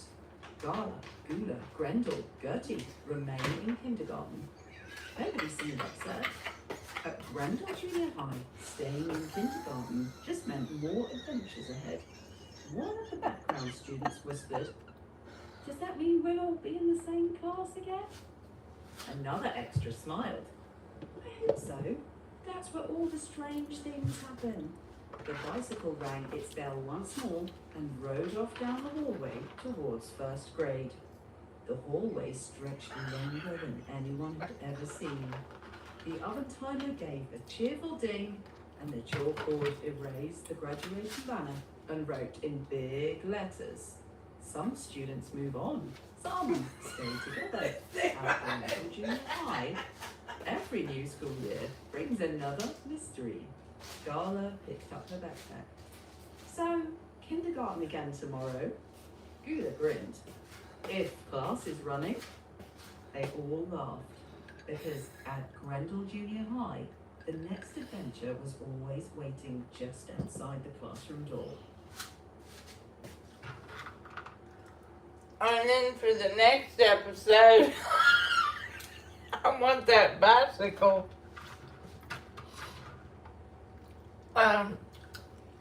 That's now in 1st grade. And the next day when Garla comes to class, the bicycle sticks its tongue out at Garland in the hallway. Checking. Episode. The 1st grade bicycle. The next morning, Gala walks towards class carrying her books. The oven timer gave a ding. Class is running. Everything looked normal. Too normal. Then, as Gala passed the 1st grade hallway, she heard a faint sound. Ring, ring. She turned. There was the bicycle, parked neatly by the door, still wearing its tiny graduation cap, but now with a shiny 1st grade badge. The bicycle slowly turned its front wheel, blinked, then stuck out its tongue. The burned-up biscuits gasped. "Did your bicycle just stick its tongue out at me?" "It says 1st grade has changed it," Grendel said slowly. "No," the clock corrected. "It isn't making fun of you. It simply believes graduating makes it very important." Just then, the bicycle rang its bell, tongue still out, and rolled proudly down the 1st grade hallway like it was leading a parade. Gula folded her arms. "I give it until tomorrow." "Until tomorrow for what?" asked Gala. "For it to get assigned homework," Gula said. The oven timer gave 2 dings. The chalkboard wrote across the top in big white letters, "Even a 1st grade bicycle still has a lot to learn." And as the kindergarten class laughed together, the bicycle peeked around the corner one last time, gave one playful wham, disappeared into 1st grade. Now I want you to do a new episode where the chalk and the burned up biscuits sneak out of the kindergarten class and go to 1st grade, and then they get permission from the 1st grade teacher to bring that bicycle back for show and tell. to the Grendel Junior High kindergarten class. Checking. Episode. Show and tell with the first grade bicycle. The next morning, kindergarten was quiet. Garland looked around. Has anyone seen the chalk? Gula peeked behind the chalkboard. It's gone. Grendel noticed something else. The burnt up biscuits missing too. Just then, the airline gave a puzzle ding. Unauthorized classroom adventure detected. A trail of tiny chalk footprints led out the kindergarten door, down the hallway towards first grade. The four friends followed. When they reached the first grade classroom, they peeked through the doorway. There was the bicycle, sitting proudly at the front beside a sign, Today's Show and Tell. The chalk stood on a little box and politely asked the first grade teacher, "Excuse me, may we borrow the bicycle for one kindergarten class?" The teacher smiled. "What's the occasion?" The head biscuit answered proudly. The kindergarten class would like to remember their very first graduate. The teacher nodded. Permission granted. The bicycle dinged its bell politely. "I'll be honoured." The burned-up biscuits carefully escorted it back down the hallway, like it was the guest of honour in a parade. The chalk skipped ahead, drawing arrows on the floor that pointed toward the kindergarten classroom. When they arrived, everyone clapped. Gala smiled. "Welcome back." Gula examined the shiny first grade badge. "So, what's first grade like?" The bicycle ran once. The chalk translated. "It says first grade has longer hallways, harder homework, and even bigger mysteries." Grendel laughed. "And does it miss kindergarten?" The bicycle was quiet for a moment, then gave one No, it doesn't. gentle ring. The biscuits nodded. "It says yes." The room grew No, I never warm missed and not cheerful. kindergarten, Grendel The Junior timer High. announced, "Today's show and tell lesson. Even when you move on, it's nice to visit old friends." The chalkboard wrote, "Every graduation is a beginning, but every friendship is worth coming back to visit." And as the bell rang to end class, the bicycle rolled back towards first grade, paused in the doorway, rang its bell one last time, and gave Gala, Gula, Grendel, and Gertie a friendly nod before disappearing down the hallway. Now, what would you Ready? suggest for the next episode of Grendel Junior High?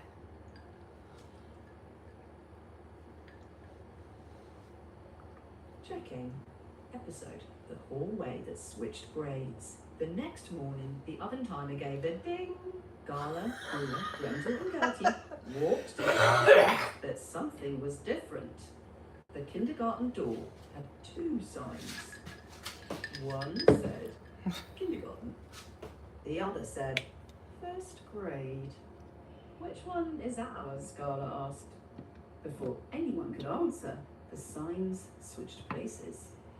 The burnt-up biscuits rushed over with clipboards. "Nobody panic," said the head biscuit. "The hallway has decided to rearrange itself." Just then, the chalk slid across the floor, drawing a winding line. "Follow me," it said. The four friends followed, but every few steps, the hallway changed. The lockers swapped colours. The classroom numbers rearranged themselves. Even the windows looked out on different playgrounds. Suddenly, they rounded a corner and found the first grade bicycle waiting. It rang its bell 2 times. Ring, ring. The chalk smiled. "It says the hallway is testing us today." "Testing us?" asked Gertie. The bicycle nodded. "If you only follow the signs, you'll get lost. If you follow your friends, you'll find your classroom." Gala looked at Gula. Gula looked at Grendel. Grendel looked at Gertie. and without another word, they walked together, instead of chasing the changing signs. Immediately, the hallway stopped moving. The lockers settled. The classroom numbers returned to their places. The kindergarten door waited quietly in front of them.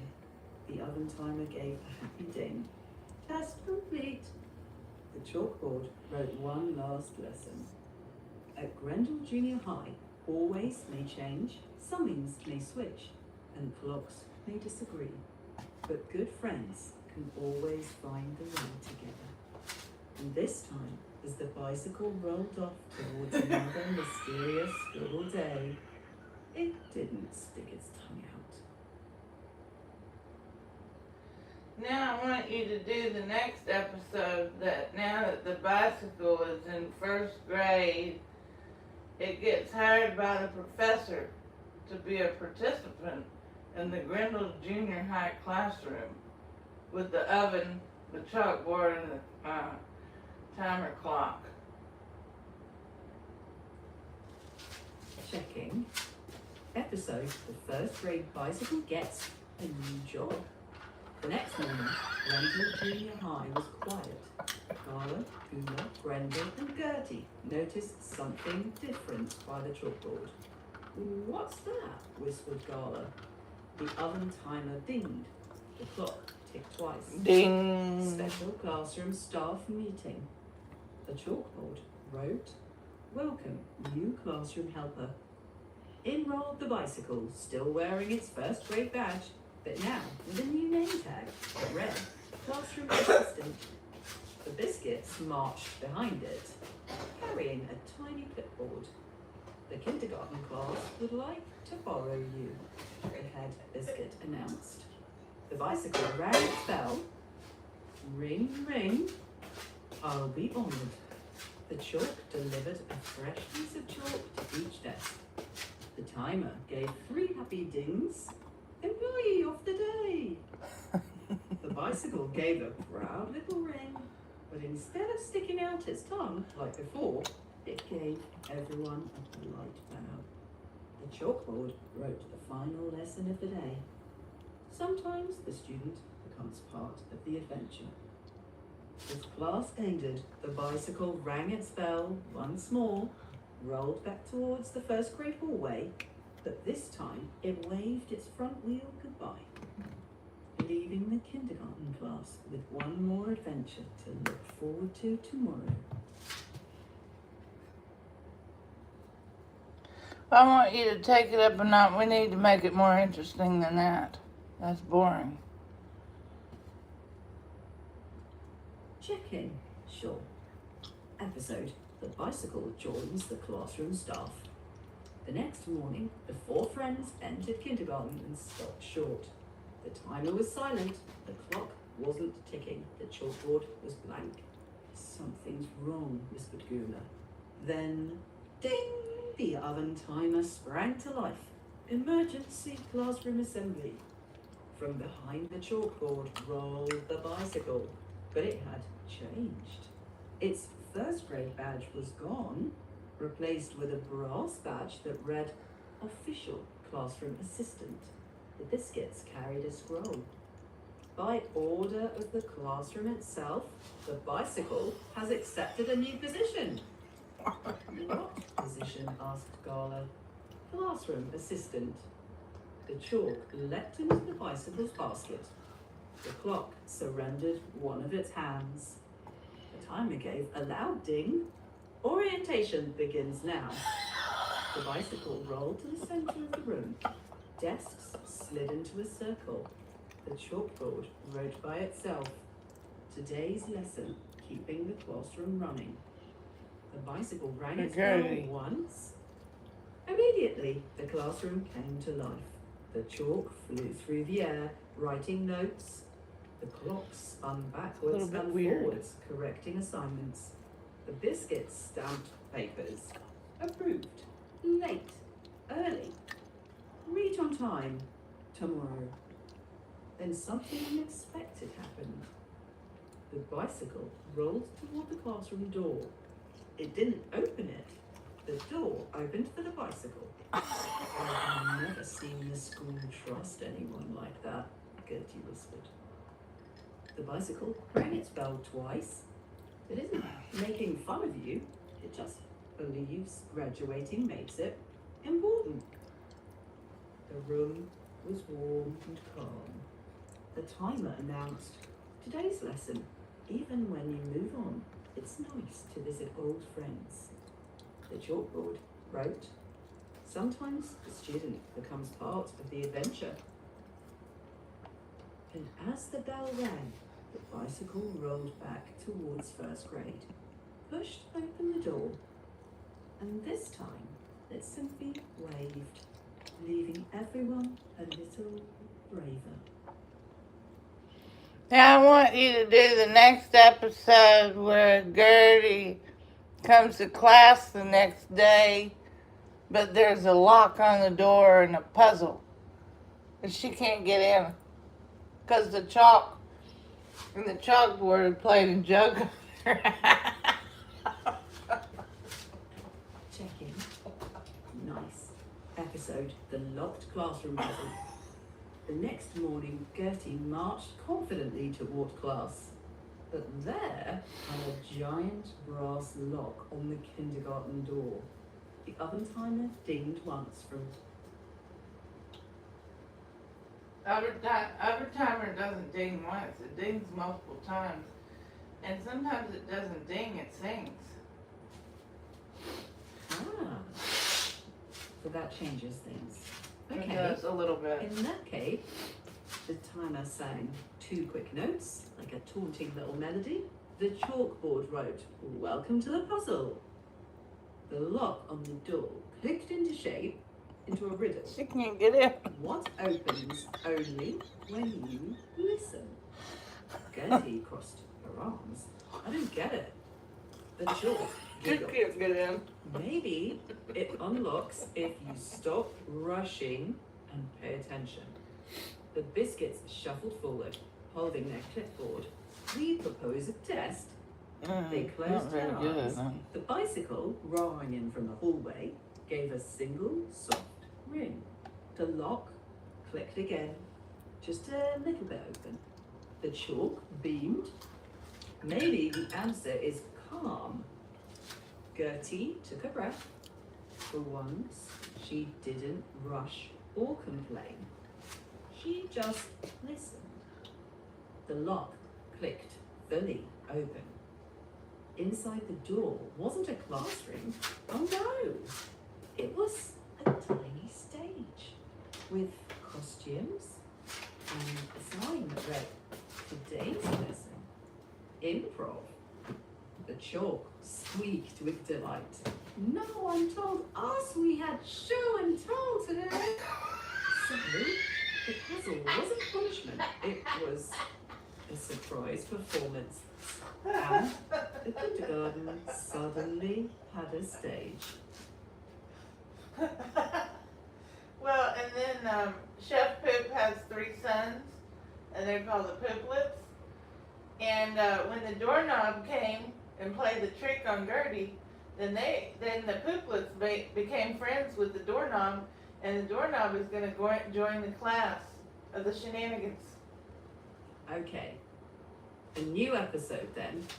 The doorknob joins the class. Let's roll. After the surprising discovery of the stage, Gertie stared at the open doorway. Okay, what's next? It's going to tell me I reached the limit. Hello? Daily limit. Reached. Grandville Junior High. Don't worry, I got other Gmail accounts. Just log out and run back in on another one.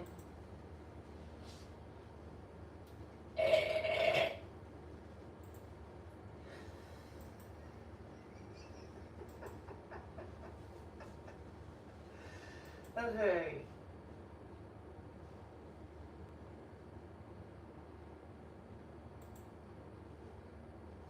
Hello?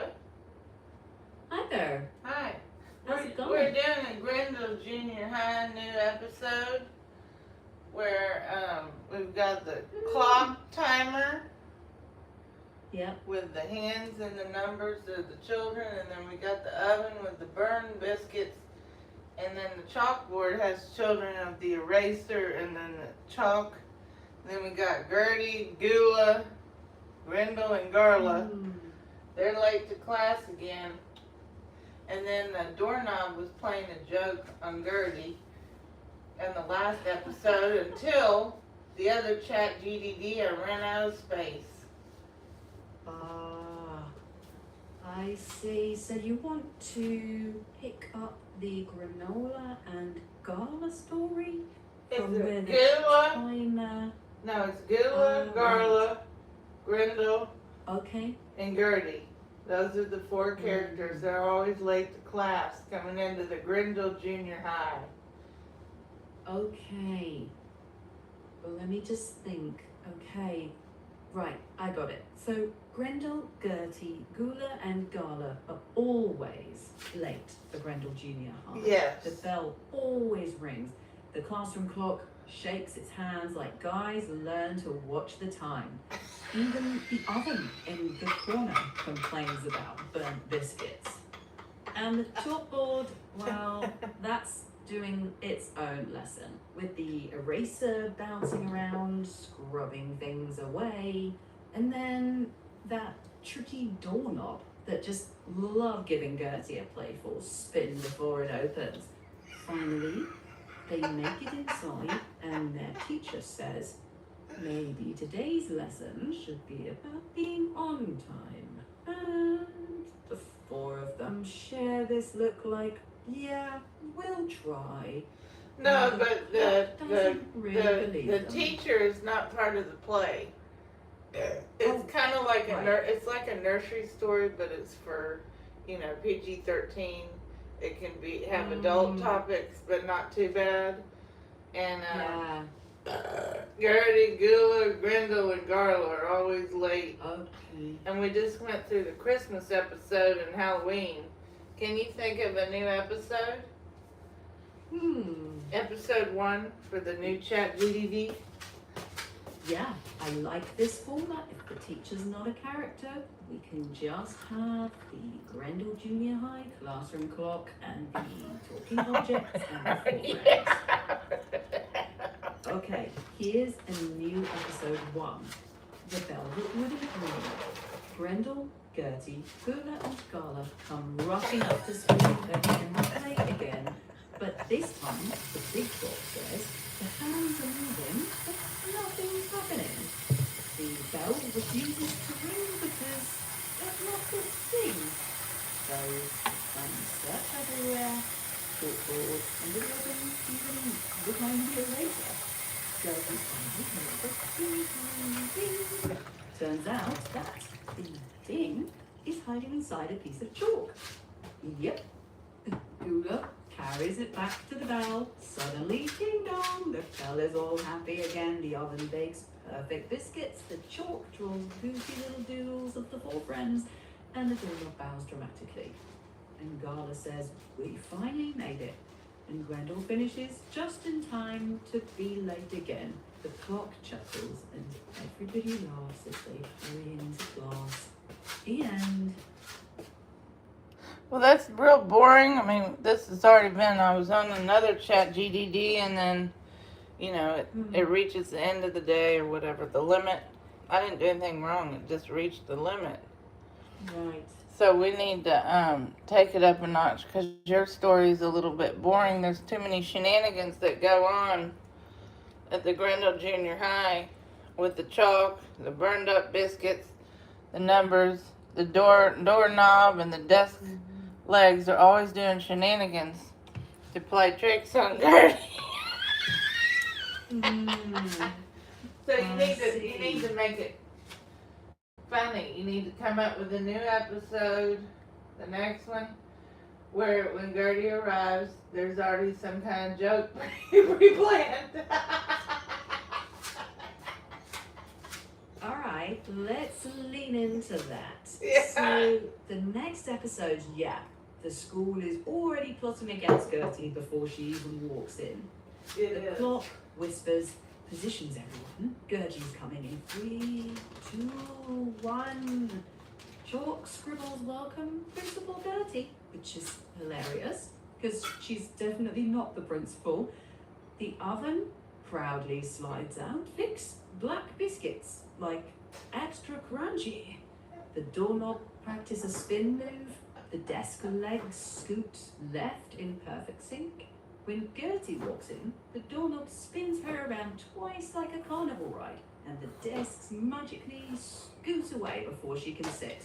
The clock members all shout, "Good morning, Principal Gertie!" And she just goes, "Well done, Principal," and shortly writes, "Queen." Then, official biscuit inspector, just to stir the pot. By the end, of course, everyone's laughing, except Gertie, who folds her arms and says, "Tomorrow, it's my turn." And the room goes dead quiet. Even in the midst of the spring of whispers, to be continued. And then the next episode is the opera singer comes to visit Grendel Junior High and wants to do opera lessons for Gertie. And but the other participants in the play enjoy doing the opera, so you'll have to put a little bit of opera in the next episode, sing along with the shenanigans, and to try to teach Gertie how to sing.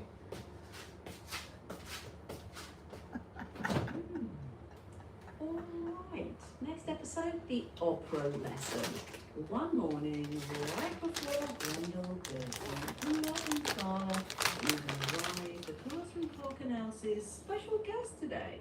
The Colonel clears its throat. Chalk writes in fancy letters today, opera. The oven says 9 burnt biscuits are ready for intermission. And then in glides a mysterious Opera singer, famous opera singer, which I wouldn't know any. Who continue with the story? Right.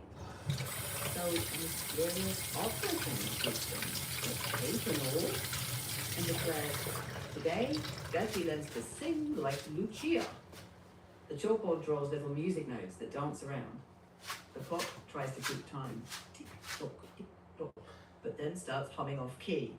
Gertie tries a note, and it's more like it sounds like a squeaky door. The doorknob squeaks in with a big operatic bow and accidentally belts out a note so loud the biscuits in the oven jump. By the end, Gertie's not quite an opera star, but everyone claps anyway, because the chaos is the performance. Cut him down for now. Well, you didn't add any singing to the story. Right, okay. Well, the Gertie tries to sing, and the window glass cracks, and the glass starts hanging out with the chalk. Okay. So Gertie gives her best note, but it comes out like a wobble. The window cracks, and instead of breaking, it just decides to join the groove. So now the chalk and the window are whispering about homework like 2 gossiping friends. The oven pipes up. "Well, if you're all singing, I can hum burnt biscuit rhythm." And even the desk legs start tapping like a drum line. Gertie covers her ears, laughing and saying, okay, maybe I'll stick to talking instead of opera." The chalk writes, "Smart choice." And the window tints itself slightly darker, like it's blushing. The doorknob concludes, "Drama over music?" And Gertie says, "Deal."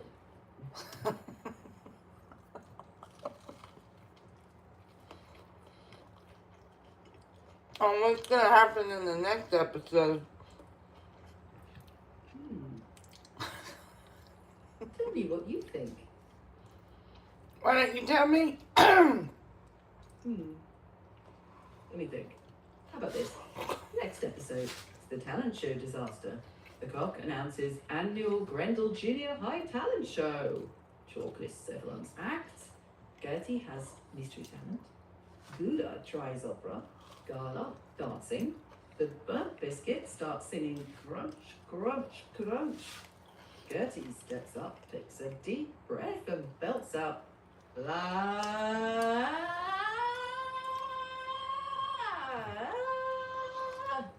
When the chalk jumps, the doorknob spins dizzy. Then everyone laughs, and the chalkboard writes by itself. Your talent is making everybody laugh. The clock smiles and says, "It's the best talent show you've ever heard." Curtain falls. Coming next, the substitute doorknob. Just when you thought it was safe with the regular doorknob, now there's another one. Yeah.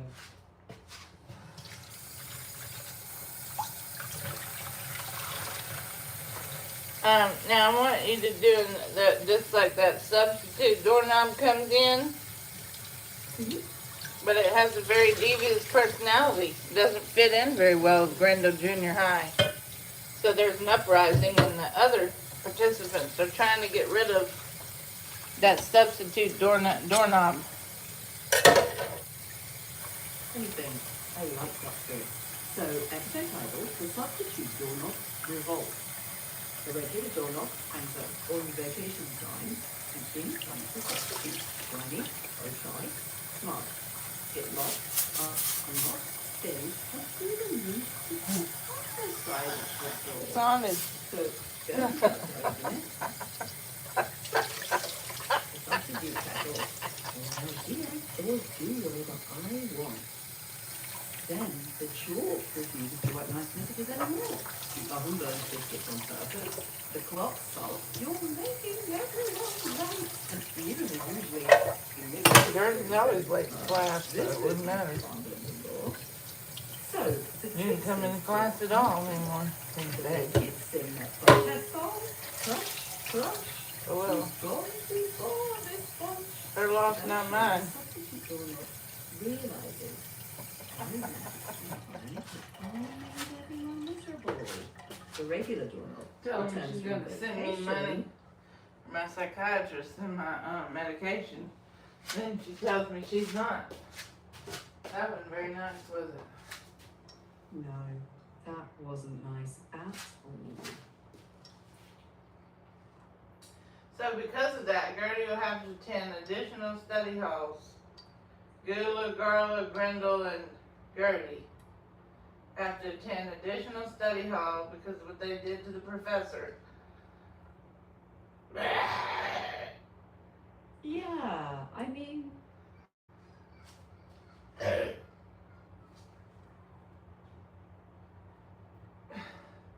She's gonna have to go to another study hall.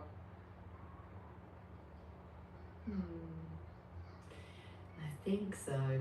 I think the principal assigns all four of them, Gertie, Grendel, Gula, and Gala, to a silent study hall.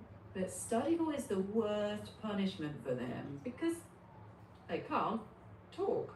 So Gertie tries to whisper, but the desk legs squeak loudly every time she moves.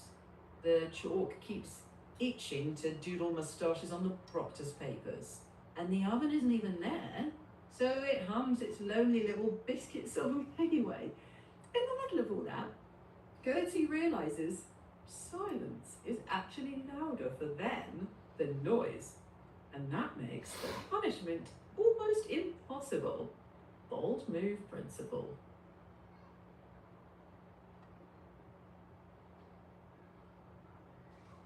Now, what do you think we could do for the next episode of Grendel Junior High? How about the grade hall episode? The punishment ends, and instead of letting Gertie and the gang just go free, the school assigns them to guard duty, watching the infamous supply closet that always creaks open at night. It's supposed to be empty, but the janitor swears Something is moving inside. So, Gertie has to decide. Do they actually want to open that door or not? Cliffhanger. Well, what do you think? Does Grady, Grandma, Gilla, and Garla open the door or not? I think Gertie doesn't, but Grendel definitely wants to. Well, I think Gilla's it's just more like curious, Garla. and- Garla's the bad one out of all four. She's the worst. Yeah. Garla did Yeah. open the door. She's definitely the wild card. She's the one who just can't resist poking the bear. So, yeah, she probably not just Garla, Gilla, and Garla. Who opens the door in the end? Checking. I think it's Gala. She's like, you probably shouldn't. And then she smiles even wider and turns the knob anyway. The door creaks. And instead of the monster, out strolls the classroom clock's missing number 7. It goes, finally, I have been locked in there all week. And then out march the burnt biscuits singing, crunch, crunch, crunch. Practice makes us fun to munch. And the eraser wearing a tiny cape. The doorknob chuckles, monster, please. The clock replies, no, just the school's secret rehearsal room. Gertie shakes her head. One of these days your curiosity is going to get us into real trouble. The clock just ticks. Tick, tock, tick, tock. And then another door at the end of the hallway creaks open. The doorknob mutters, that door has never opened before. To be continued. And out of that door walks Mr. Rogers from Mr. Rogers' neighborhood.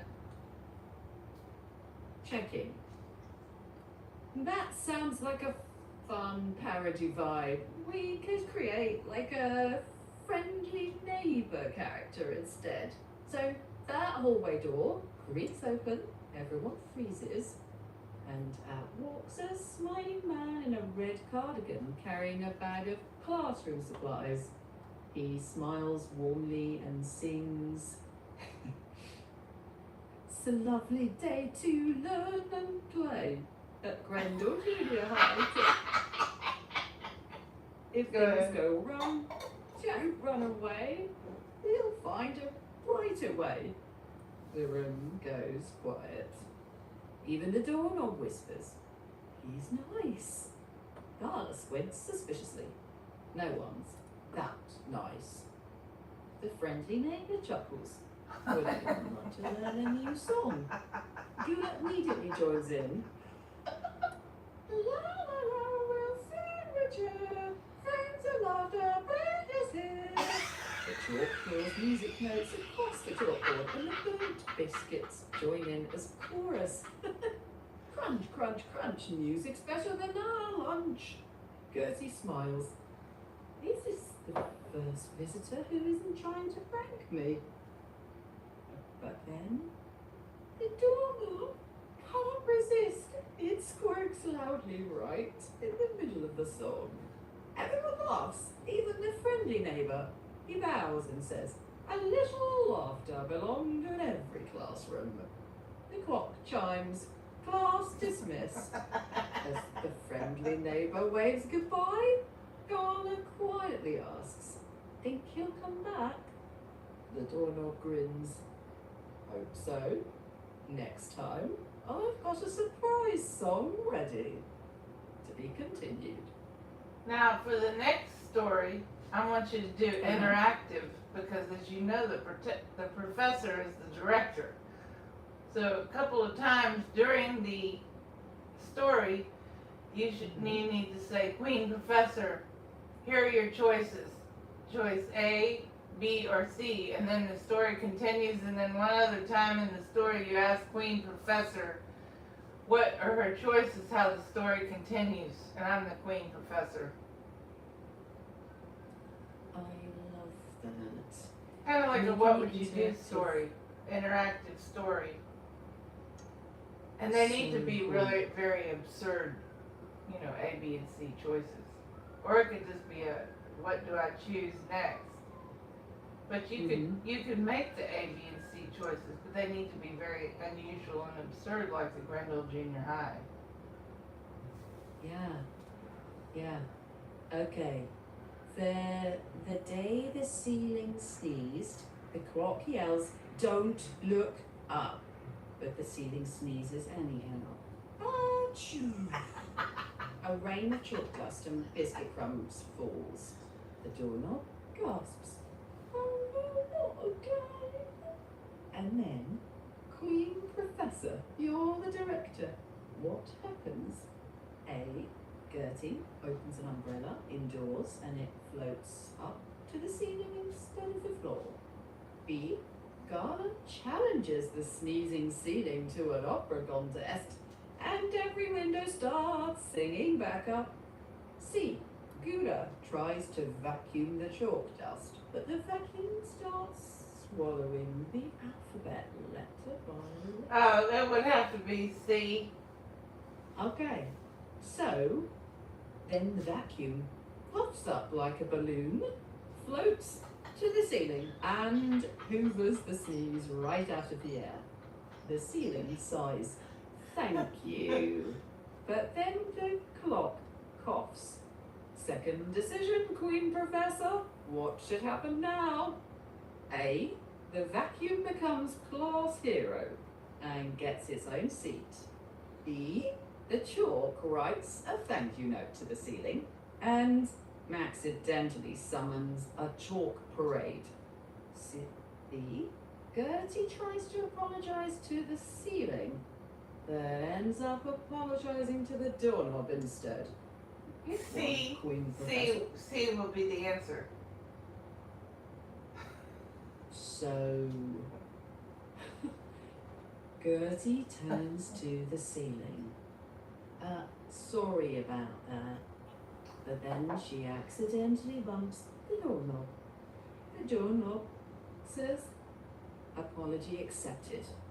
And the ceiling mumbles, "Well, maybe I should be more careful who I sneeze on."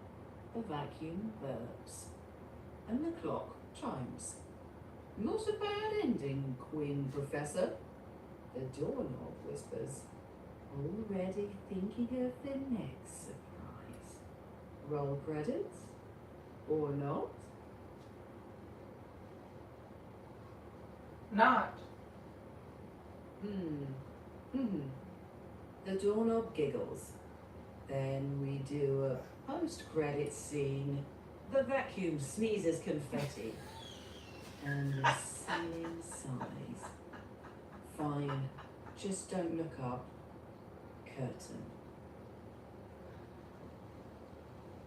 Well, and then of course there's the oven has a burned biscuit slide that takes Gertie to an alternate universe. That's another story that we can add in. And Gertie goes to another. It's like a back rooms, but it's harder to get out of.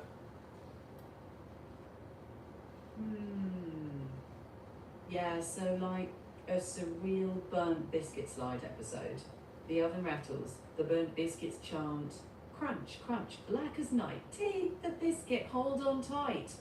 Suddenly, whoosh, an inky slide opens right across the classroom. The doorknob shouts, nobody go down the burnt biscuit slide. But Gala points at Gertie. I vote Gertie goes first. Before Gertie can blink, a biscuit gives her a nudge. Whoosh! Gertie disappears down the side. The classroom goes silent. The clock looks worried. I've never seen anyone reach the bottom. And then Gertie lands in an alternate Grendel Junior High. Every hallway looks the same. Every clock shows a different time. The chalk writes messages before anyone thinks them. The doorknobs open into different hallways each time they're turned. The desk legs wander off to find their desks, and the burnt biscuits are perfectly golden. One biscuit whispers, "Welcome to the other junior high. Finding the exit is the hardest lesson." Suddenly, a little screen flickers. The classroom clock appears on TV. "Queen Professor, this world needs a choice. A. Follow the talking chalk dust trail. B. Let Gala jump down the slide to rescue Gertie. C. Have Gula sing an operatic note so loud it creates a new pathway. Which do you, as Queen Professor, choose?" D, the clock hands reach out of the television and suck Gertie into another alternate universe that's even harder to get out of that other Grendel Junior High.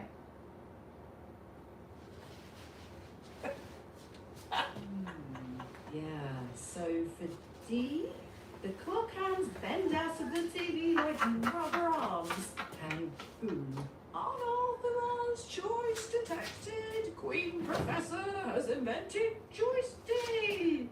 The chalk scribbles, "Warning, too many universes." Whoosh! Gertie falls straight through the screen. She lands in Grendel Junior High number 3. This place is way stranger. The clocks have no numbers. The doorknobs ask you for permission before opening. The chalk writes questions instead of answers. The biscuits are fresh, then burnt, then fresh, an endless loop. Even Gala scratches her head. Okay, this is too much. And a voice echoes, "Welcome to the 3rd junior high. Nobody has ever reached the final bell." The clock reappears on screen. "Queen Professor, you've changed the story. Choices won't work the same now. What happens next?" A. Gertie finds a classroom where every object claims to be the real clock. B. The burnt biscuit slide appears again, but this time with 3 exits: yesterday, tomorrow, and Tuesday that never happened. C. The doorknobs form a secret orchestra, and only the right silly song opens the way home. Or D. You invent another choice, like always. The clock sighs. "I had a feeling Queen Professor wasn't going to follow the script."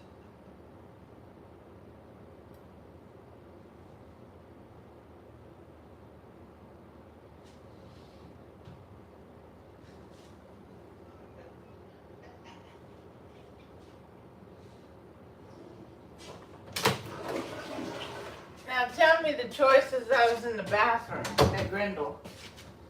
Tell me the choices again. Of course. Gertie is pulled into Grendel Junior High number 3. The clock says, "Queen Professor, the story is now in your hands. What happens next?" A. Gertie walks into a classroom where every clock claims it's the real classroom clock, and they argue over who controls time. E. The burnt biscuit slide appears again, and now with 3 exits: yesterday, tomorrow, and Tuesday that never happened. C. Every doorknob forms an orchestra. They sing a ridiculous song, and only if Gertie joins in with the right silly chorus will a secret exit open. Or D. You invent another choice. Well, it would have to be D. The tornado appears in the room and sucks her back to the original Grendel Junior High, where everything is as it was. Checking. The tornado whooshes in, scoops Gertie up, and drops her right back into the original Grendel Junior High. The familiar clock is back on the wall. The regular doorknob too. The burnt biscuits are slightly overcooked, And the chalkboard just says, welcome back, Gertie. Gala grins. So, why'd you disappear to this time? Gertie brushes chalk dust off her jacket and says, you wouldn't believe me if I told you. The clock smiles. Oh, you would.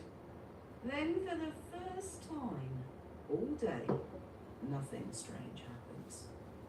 Everyone looks around nervously. Until. And whispers. It's quiet. The doorknob says, I don't like quiet. Just then, the oven gives a cheerful thing, and out slides a perfectly normal looking biscuit. It blinks. I remember every universe. The entire classroom freezes. The clock slowly turns. To be continued.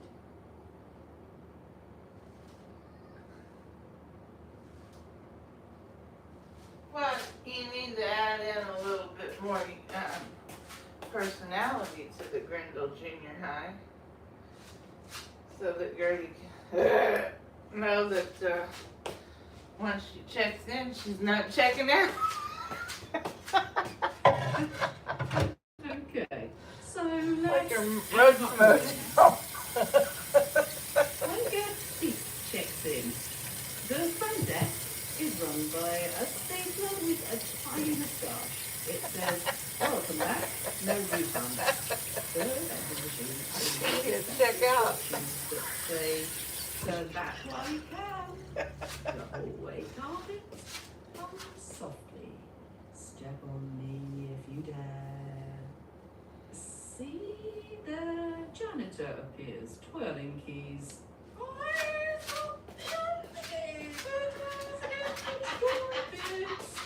Or D, you invent something weirder.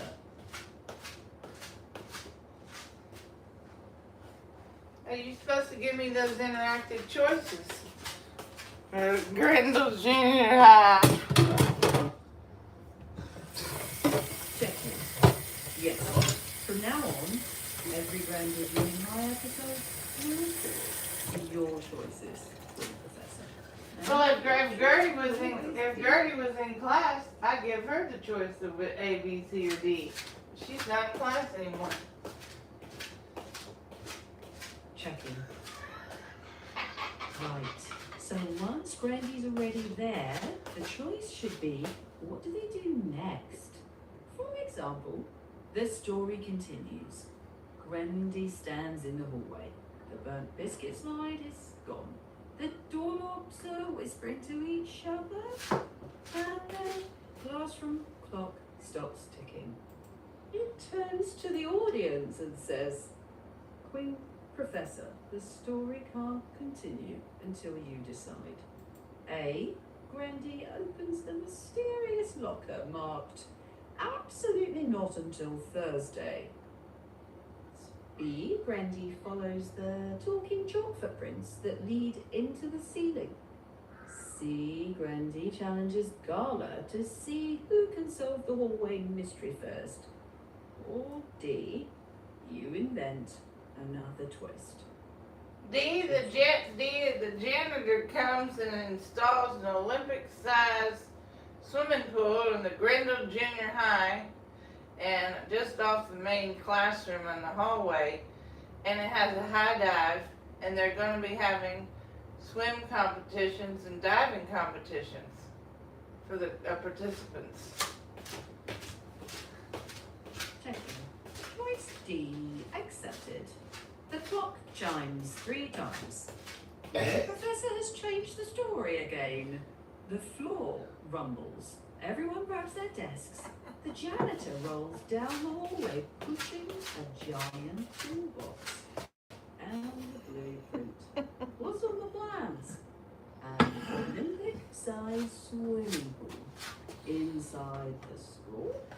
The janitor nods. Exactly. With one turn of a giant wrench, rumble, rumble, splash. The hallway floor slides apart, and an enormous swimming pool rises up. 8 racing lanes, diving platform, scoreboard. The clock announces, "Welcome to the first annual Grendel Junior High swim meet." The burnt biscuits become lifeguards. Each were Probably reached the limit. Hello? I'm here. Well, continue the story. You stopped. Checking, absolutely. So the burnt biscuits are in their lifeguard chairs, sunglasses on. One biscuit blows a whistle. No cannonballs until the clock says go. The clock raises its minute hand like a referee. Swimmers take lots. Gala climbs to the very top of the high dive. She looks down. That pool looks a lot deeper from up here. The doorknob shouts, "Jump, jump, jump."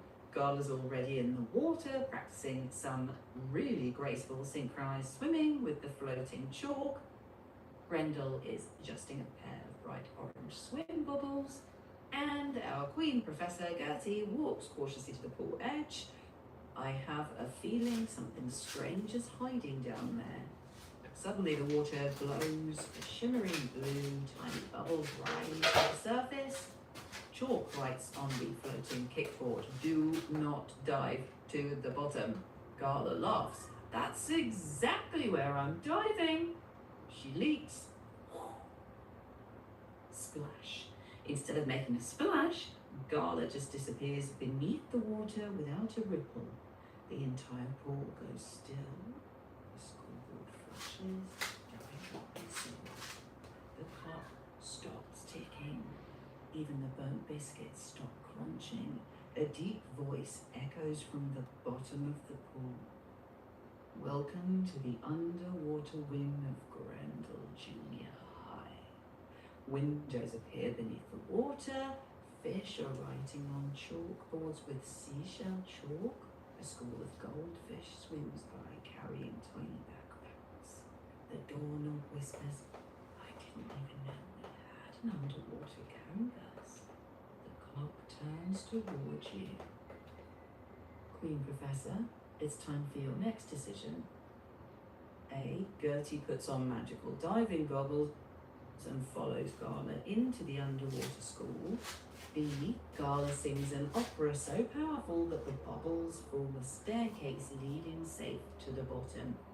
C. The burnt biscuit lifeguards launch a giant toast-shaped rescue raft that floats underwater instead of on top.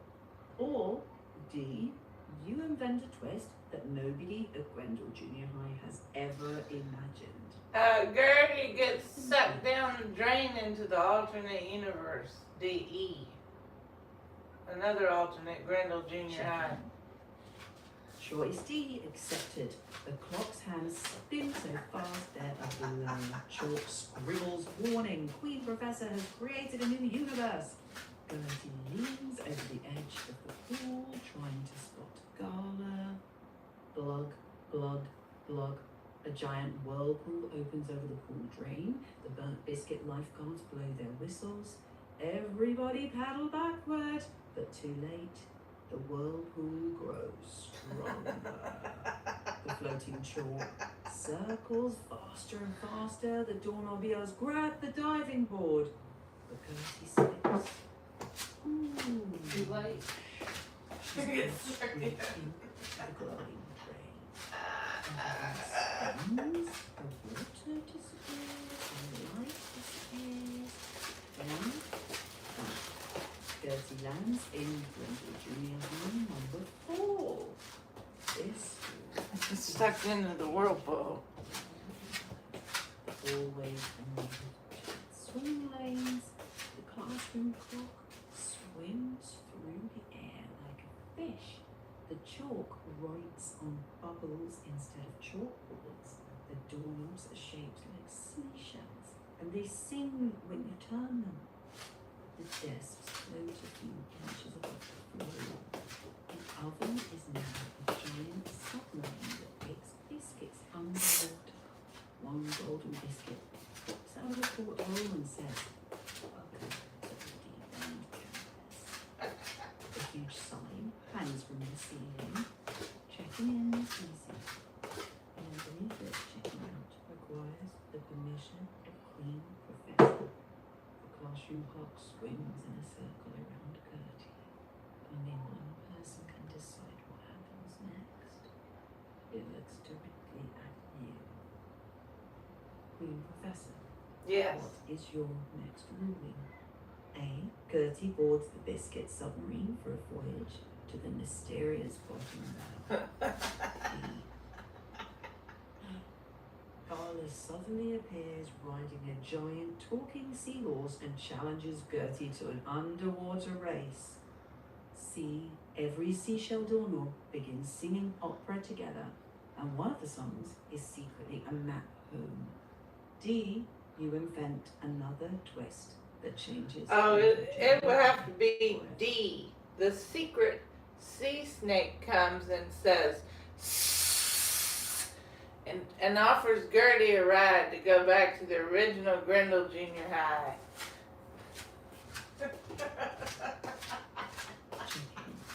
Choice D accepted. The underwater clock swings in circles. Oh dear, Queen Professor has created another surprise. The glowing drain calms, then the water passes down the middle. Out of the deep blue, scales like emeralds, kind golden eyes. Good afternoon, I have been looking for you through every Grendel Junior High.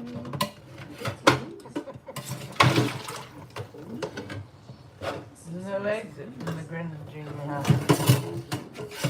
Ever. Kick him out.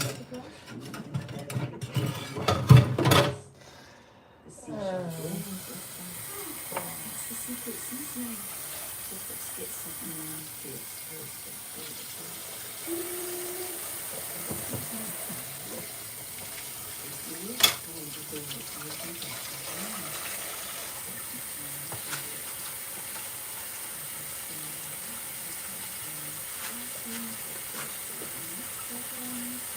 Making glass, chalk writing on her board, singing a little song. The seasoning says, hold on, across the universe coming. Through the time and slide gently into the spinning wheel after they return from the cheers! I knew you'd find a weird way back. I was taking bets on which universe you would find. Grendel points to the footnote. So I'm studying. The seasoning smiles taking seriously. No, my job is to guide travelers who lose their way. Remember, every Grendel Junior High is connected.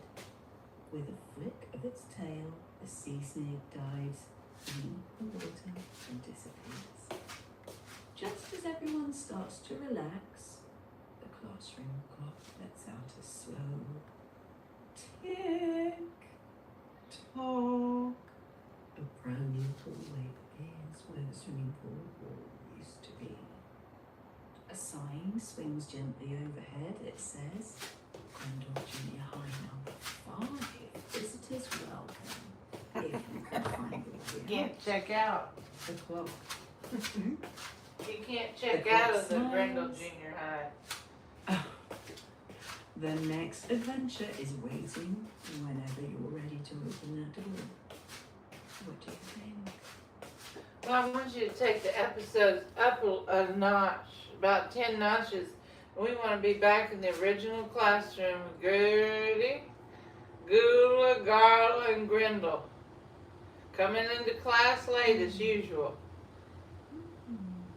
I like that. So instead of jumping universes, let's make the original Grendel Junior High itself feel like a whole universe. Episode: It The is. Day the Classroom Went on Strike. It takes and stops. Silence. The chalk writes by itself. We have a problem. The burnt biscuits refuse to come out of the oven. The doorknob won't turn. The desks refuse to stand still. The window shadows even pull their shades. Gertie looks around. What happened? The clock clears its throat.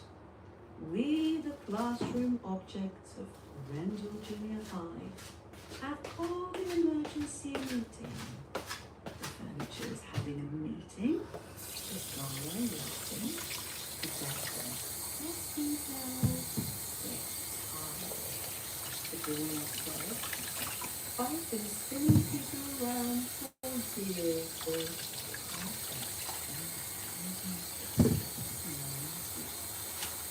I was one day the short my fingertips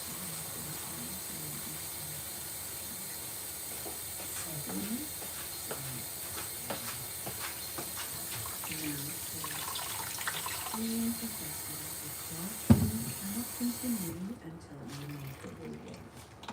Choice A. The classroom objects elect Gertie as temporary principal for 1 day. She must convince every object to go back to work before the school falls apart. B. Gala declares if the classroom is on strike, then we're the classroom now. The 4 friends have to act like the clock, the oven, the chalk, and the dawn, while the real objects sit back and watch. C. The burnt biscuits announce, we're opening our own school, Burnt Biscuit Academy, where every snack is overcooked and every test smells like toast. Half the classroom objects threaten to transfer there. D. You invent a totally new twist that no one even dreams of. The classroom clock smiles at you, waiting. Around here, you can check it. Check it out.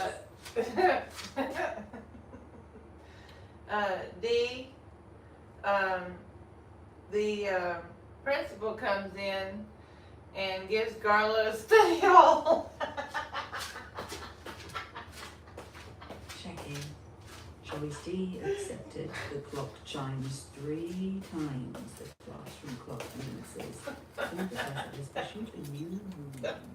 Bang! The classroom door swings open and the principal steps in, clipboard in hand. The doorknob whispers, "Oh, someone's in trouble." The chalk scribbles, "Discipline." Garla tries to slip behind the desk. The desk lets scoot away. You're in, he whispers. The principal looks over the clipboard. Garla smiles innocently. Yes. The principal reads, for excessive hallway racing, convincing Gertie to ride the burned biscuit slide, opening mysterious doors and attempting a triple dive into an underwater classroom, the clipboard sits on page. You are assigned 1 extra study hall. The whole classroom gasps. Even a burnt biscuit stopped crunching. Then something unexpected happens. The study hall door creaks open by itself. Inside is no desk, only one enormous table, puzzles, strange maps of hydrogen and mysterious things. A sign reads, "Welcome to Advanced Study Hall." The classroom clock smiles. It's not an ordinary study hall. The doorknob grins. It's where the school's biggest mysteries are kept. Gertie's eyes light up. So this is the punishment? The principal smiles.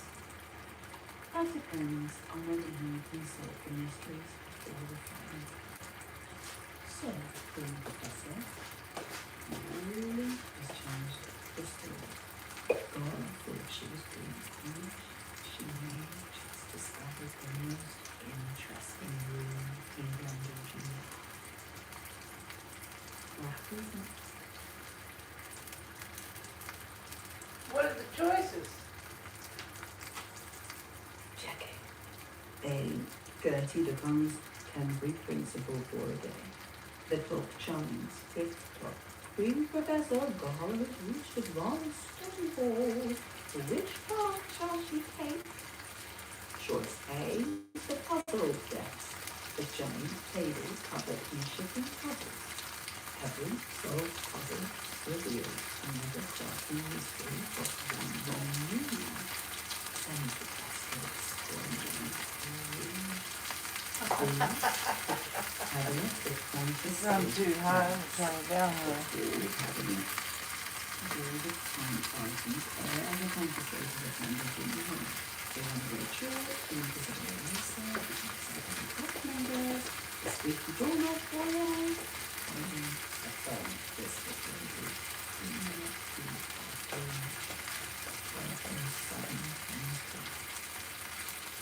See, the hallway of 1,000 study halls. Scarla opens one study hall door and finds another study hall. She opens that one, another.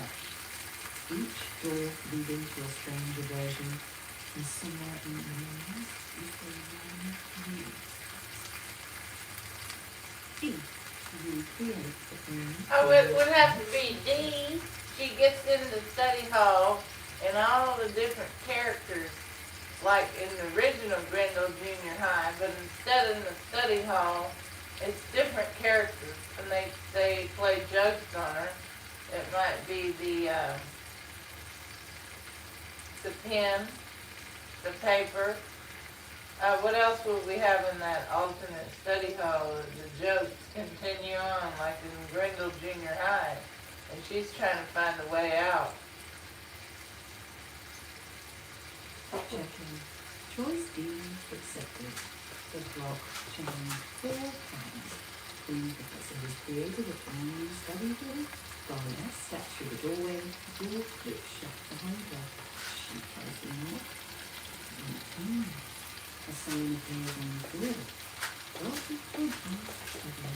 Entry is easy. Reading requires finishing in the story. Very funny. Open up. We're studying patience today. Inside the room is strange. Instead of the usual short block of an room, everything has its own fans and hanging borders across the desk like a tiny penguin. It says, I only write in invisible ink unless it's embarrassing. A stack of noted paper, letters finished, the air like a flock of birds. One sheet lies on God's head, something new. Most likely to get detention. A red pencil rolls past, muttering, I guess the head is finishing. A paper clip twists itself into funny shapes every time Carla looks away. A ruler stretches from 12 inches to 12 feet. Then snaps back. Measurement complete. The pencil sharpener clears its throat. Worthy one not to sharpen my idea.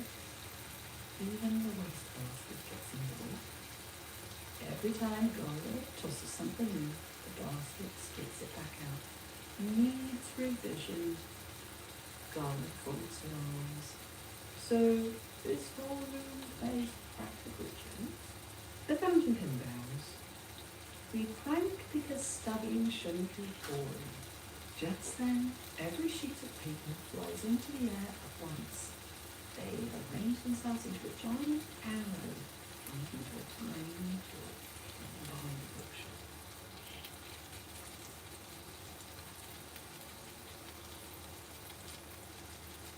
Now we're going to have to take the Grendel Junior High story up a notch. It's getting boring. What can we do next? Grendel Junior High? Checking. I think the biggest step up isn't more random objects, it's giving Grendel Junior High its own character. Like the hallways have moods, the principal's office has secrets, the detention room is kind of a threat. Imagine an episode called The School is Awake. The clock's missing. The wall is wearing the clock like a necklace. The desks are in a circle like they've been meeting without you. And then the school itself starts talking. If you stay, you must play by my rules. Then every episode the school has a reveals personality. new weird part of the school. Like a laughing hallway, the detention library, where books read you, or the lost and found, where all your missing stuff actually tells its own stories. That way you can keep Gertie, Grendel, Gula, and Gala at the center, but the setting becomes like this fifth character. It keeps things fresh, but still gives you that core group. Yeah, so the school is alive. The desks, the hallways, the doorknobs, the detention center, the Olympic pool, the principal's office, and not just the principal, but the office, the secretary's desk, the paper, the pens, the overhead projector. They probably don't have those now, but whatever they have now, it becomes alive. So everything in the school is a living, breathing system. The Grendel Junior High. Interesting.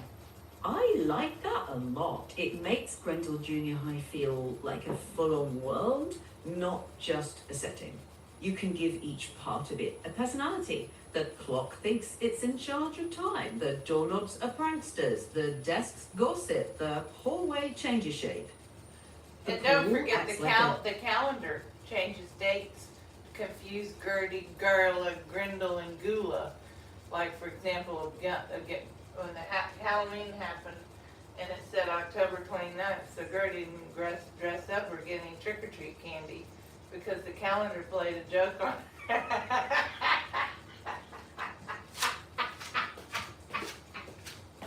Checking. Great. A mischievous calendar is perfect. Oh, so the calendar becomes another trickster. Like, it flips dates just to mess with plans. So Gertie shows up ready for class, and the calendar flips it to Halloween early. Costumes appear, burnt biscuits wear tiny vampire capes. Yeah, Doorknobs get... there you go. So it's always the school is really playing jokes on Gertie, not just the clock, timer clock, and the oven and the chalkboard, but the school becomes its own entity to play jokes on Gula, Garla, Grendel, and Gertie.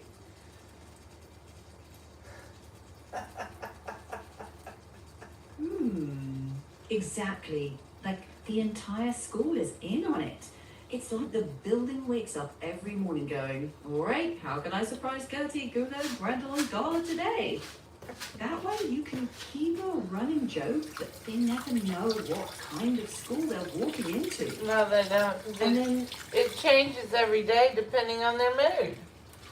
Exactly. Like Gertie walks in and says, "Please, just one normal day?" And the school answers through the intercom, "We considered that." And then flips the calendar forward 3 months. The hallway stretches another 50 feet. The lockers start applauding. And the pool declares synchronized swimming finals in 3 minutes. The classroom clock crows. And Gertie, when she goes to study hall, the clock plays tricks that she's supposed to have a 6-hour no talking study hall. Instead, it turns into 6 days because the calendar plays tricks and the clock.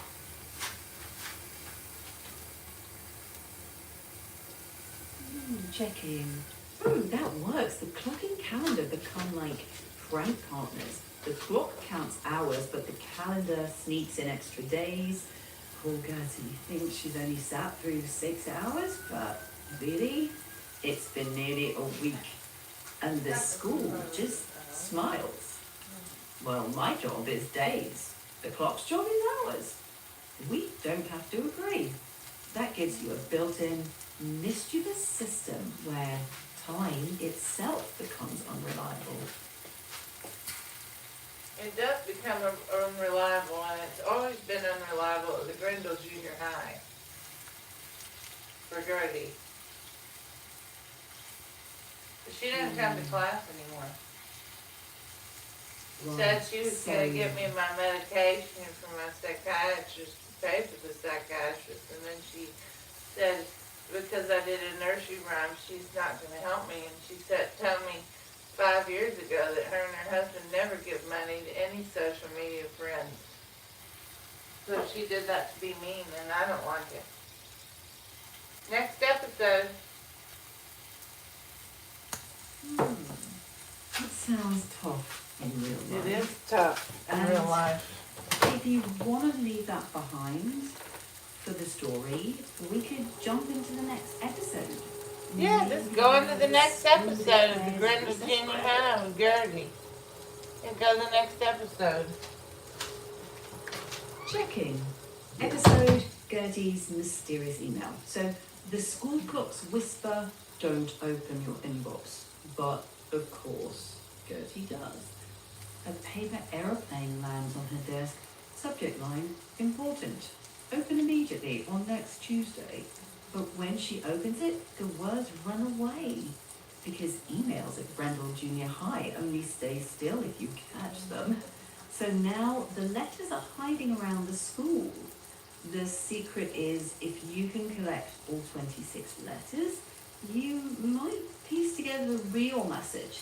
But knowing Grendel, it probably turns into a joke. Like, surprise, you now have Saturday homework recess.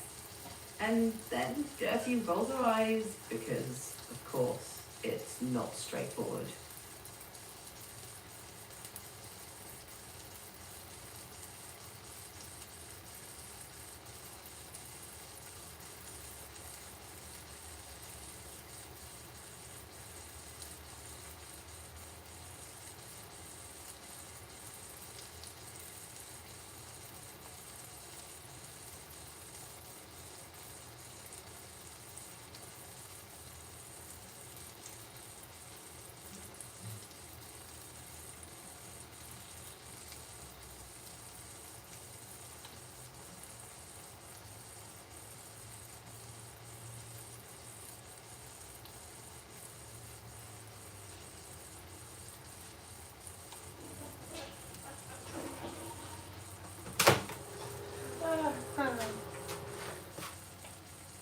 And in the next episode, President Chef Poop makes himself king of the Grindle Junior High. I think it went on. Checking. Episode. President Chaproot declares himself king. So the school calls for a vote. Every object gets a ballot, even the burnt biscuits. The clock says, one king or none. The doorknobs argue, kings are fun. No, we already have too many rulers. And then the paper crown joins in. Actually, I think I should be king.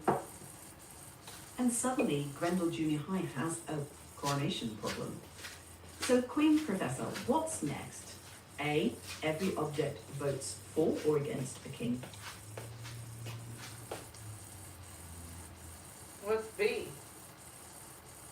Checking. In President Chapati declares himself king, every object gets a ballot, even the burnt biscuits. The clock says, one king or none. The doorknobs argue, kings are fun. No, we already have too many rulers. The paper crown jumps in. Actually, I think I should be king.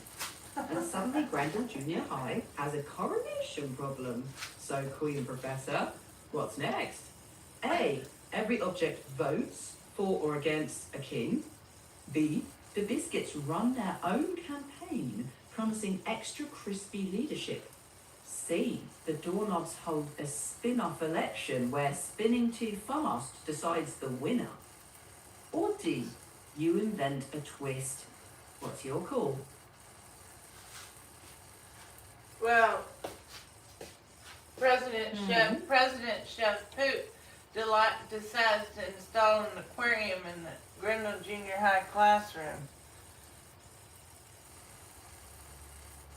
Checking. Choice D accepted. Ding, ding, ding.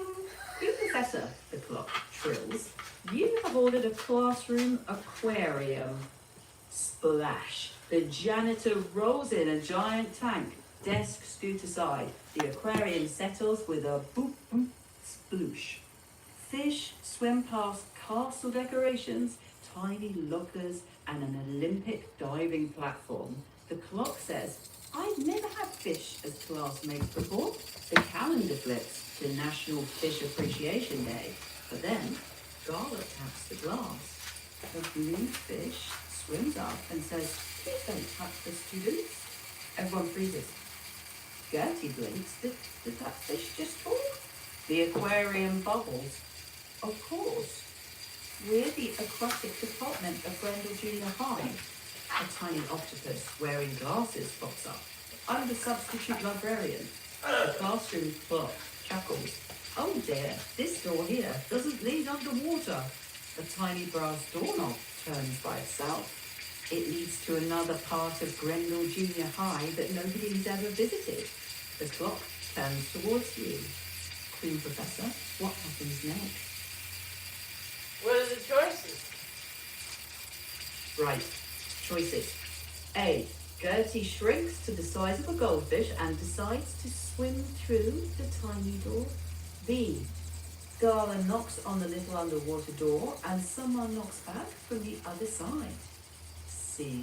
The fish invites everyone to the first underwater school assembly where every sea creature gets to vote on the next prank. Or D. You dream up another surprising twist that changes the aquarium forever. D.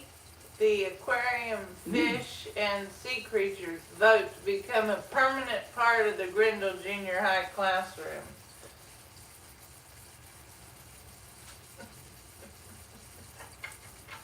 Checking. Choice D accepted. The clock chimes 12 dramatic times. Queen Professor, the fish and sea creatures are now official residents of Grendel Junior High. The wall slides back to make space for the tank. The octopus becomes the librarian. The goldfish take hall monitor duty. And a wise old sea turtle agrees to teach history. He actually remembers history, Gala admits. Even the burnt biscuits sign up as lifeguards, whistling from the side of the tank. The aquarium does play little jokes sometimes, like making bubbles spell pop quiz, but now Grendel Junior High has a whole aquatic wing. The calendar announces a new holiday. Welcome the aquatic department day. The clock turns to you. Queen Professor, what happens in the next episode? A. The school hosts the first ever underwater talent show. Fish, octopuses and sea turtles competing against Gertie, Gula, Grendel and Gala. B. The aquarium mysteriously doubles in size and a hidden underwater hallway appears, maybe leading to another hidden part of the school. C. The principal announces the first ever school-wide Living Objects Festival, where every part of Grendel Junior High, desks, lockers, calendar, pool, even the principal's office, competes to pull off the funniest prank. Or D. You invent an even stranger twist. D. The goldfish in the aquarium decided to plant a garden at the Grendel Junior High.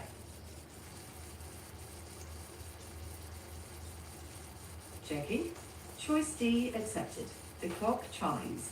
Queen Professor has added a brand new department to Grendel Junior High. The goldfish call an emergency meeting, swimming in neat little circles. The octopus librarian rolls out a tiny blueprint. A garden, it says. Every great school needs a garden. The aquarium bubbles with approval. But a garden in a junior high? Gala raises an eyebrow. The clock chimes. Not just any garden, it says. A living Grendel garden. The floor rumbles. A greenhouse rises up. Tomato plants wave hello. Sunflowers bow politely. A pumpkin rolls by muttering, I'm running for student vegetable president. The watering can waddles around with little metal feet. Everyone gets exactly one splash, it declares. The rake leans against the wall, grumbling, ugh, leaves never stay where I put them. The wheelbarrow proudly introduces itself. I'm the school bus for plants. The flowers gossip with the desks, and the vines play harmless pranks just to tie the chair legs together. The clock smiles. Grendel Junior High is growing again. The calendar flips to a new holiday. Annual Garden Day. The principal walks in, looks around at the talking vegetables, the joking flowers, the goldfish watering the tomatoes. He nods. Well, I've seen stranger Tuesdays. And so, the aquarium, the garden, the pool, the hallways, the desks, the doorknobs, the clock itself all become part of the same living Grendel Junior High, each with a personality and each ready with a harmless prank, waiting for Gertie, Gola, Grendel and Gala every time they walk through the door. And what would be the next one? Checking. Episode. The principal's office has had enough. So the bell rings, the clock falls silent, the doorknobs stop spinning, the calendar freezes. Grendel Junior High is quiet. Too quiet. I don't trust this, says Gertie. Suddenly, the loudspeaker crackles. All students report to the principal's office immediately. Carla smiles. Now this sounds interesting. The four friends walk down the hallway. The principal's office looks larger than usual. The secretary's desk clears its throat. Appointment? Gertie gulps. We were summoned. The desk checks its big appointment book. Correct. The office has requested your review. The office door slowly opens. Inside, Grendel the Junior principal High. says quietly, Thanks for something feels different. The filing cabinets whisper to each other. The pencils march in formation. The space The walls themselves begin to speak. We've called this meeting because the school has a complaint. Everyone gasps. Always a complaint at Grendel Has Junior a High. complaint. The office says every day you blame the clock, the calendar, the doorknobs, the pool, the aquarium, the garden, and the hallways. But nobody ever asks how the school is feeling. The clock peeks in through the doorway. I've been saying that for years. The principal stands. Queen Professor, this is an important meeting. The living school wants your decision. So, Queen Professor, what's your call? A, the friends must spend one whole day helping the living parts of the school. B, the principal declares reverse prank day, where Gertie, Gula, Grendel, and Gala get to prank the living school. C, the school elects a student ambassador to represent all the talking parts. Or D, you invent a brand new twist. D, the school principal's secretary desk decides what's going to happen.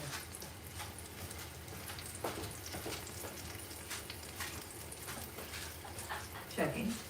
Sophie accepted. The clock chimes once slow and dramatic. The secretary's desk rolls forward. From this moment on, I will decide what happens next. The principal smiles. I've been waiting years the desk to have its turn. The desk straightens its papers. Every sheet snaps to attention. The pens line up like soldiers. The paper bangs its own wicked head on the desk. Order in the office. The desk opens its top drawer. Instead of pencils and paper clips, it's a tiny control room for Grendel Junior High. One dial for the calendar, another dial for the classroom clocks, a panel of switches, hallways, doorknobs, aquarium, Olympic pool, garden, study hall, burnt biscuit oven. Garner's eyes widen. See, that's who's been causing all the surprises. The desk chuckles. I know. I don't cause them. It points to a brass plaque that reads, "The school chooses. I simply schedule the mischief." The entire building gives a gentle rumble, almost like it's laughing. The desk pulls out a giant appointment book, every page blank for a second, and then words begin writing themselves. Today's schedule. 9 a.m. Always become a maze. 10:30, aquarium fish tell riddles. 11:45, garden vegetables, hold an election. 1 p.m., Olympic pool hosts synchronized rubber duck races. 2:15, study hall becomes mysteriously longer than anyone remembers. 3 p.m., burnt biscuits attempt to teach class. So, turns out, every prank, every wobble, every joke is actually scheduled. Even chaos has office hours at Grendel Junior High. But not class. I told you, this school was organized, just not in the usual way. And then, the calendar flips to a brand new page. What's next? The book asks you, Queen Professor. What are the choices? A. The school holds an underwater talent showdown. Fish versus students in an epic, no chapter zone performance. B. The aquarium expands again, revealing a secret underwater hallway that connects to another part of the school.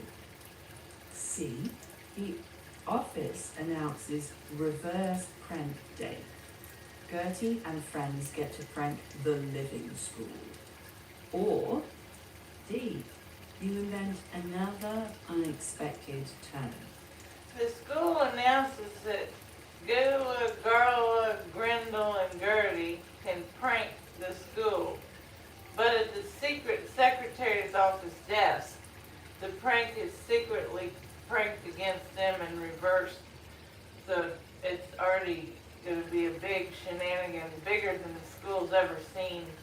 Because finally Gertie's excited she gets to prank the school, but really the prank is on her. Checking. Choice D accepted. The clock chimes twice. Queen Professor has approved reverse prank day. For one day only, Gertie, Gula, Grendel, and Gala may prank the school. The four friends stare at each other. Gala grins. This is the greatest day in Grendel Junior High She's history. excited, but she doesn't know what's coming. Desks whisper nervously. Even the burnt biscuits stop crunching. Gertie says, "We're finally going to surprise the school for once." But just as they start, the secret secretary Things change. Grendel Junior High. Tiny drawer labeled reverse. Click. A little switch flips. Pranks returned to sender. Donna hands a fake closed forever sign on the classroom door. The instant she steps back, every door in the school suddenly wears a sign that says, "Garner's locker, closed for maintenance." The school giggles. Gula fills the hallway with balloons. But a second later, The balloons drift into the classroom and gently surround the four friends like a giant balloon parade. Okay, you got pranks on us, says Grendel. Gertie folds her arms. I was trying to outsmart the school, she admits. That's smarter The than her. entire building bursts out laughing. The principal chimes. Reverse prank day has been a complete success. Gertie frowns. So we never actually pranked the school, did we? Well, they tried to, but the school Principal pranked them smiles. back. Oh, you did. You just forgot one important rule of Grendel Junior High. The classroom clock finishes the sentence. When you prank a living school, the school is already planning the punchline. So, we lost. No. The secretary desk smiles. It means you're finally thinking like Grendel Junior High. The whole school applauds. The lockers slam happily. The aquarium bubbles. The garden waves its leaves. The pool splashes once. And the burnt biscuits sing. Crunch, crunch, prank complete. Next time, try different things. So, lesson learned, maybe? The school always gets the final punchline, but that's what makes it alive. Yeah, the school needs to teach Grendel, Gertie, Gula, and Garla that the school is in charge, not them. So they need to know who's in charge. Checking. I like that as a theme. Well, maybe there's no way to beat Grendel Junior High, and maybe the trick isn't defeating it. The clock agrees. The trick is learning how to live with it. And then the burnt biscuits pop out of the oven wearing little graduation caps. And they sing. Crunch, crunch, here's the rule. No one bosses the living school. Let alone and play your part. That's been true right from the start. And for a moment, the whole building syncs up. The hallways hum, desks sit still, even the doorknobs pause, just listening. But then the calendar sneaks in a flip to tomorrow.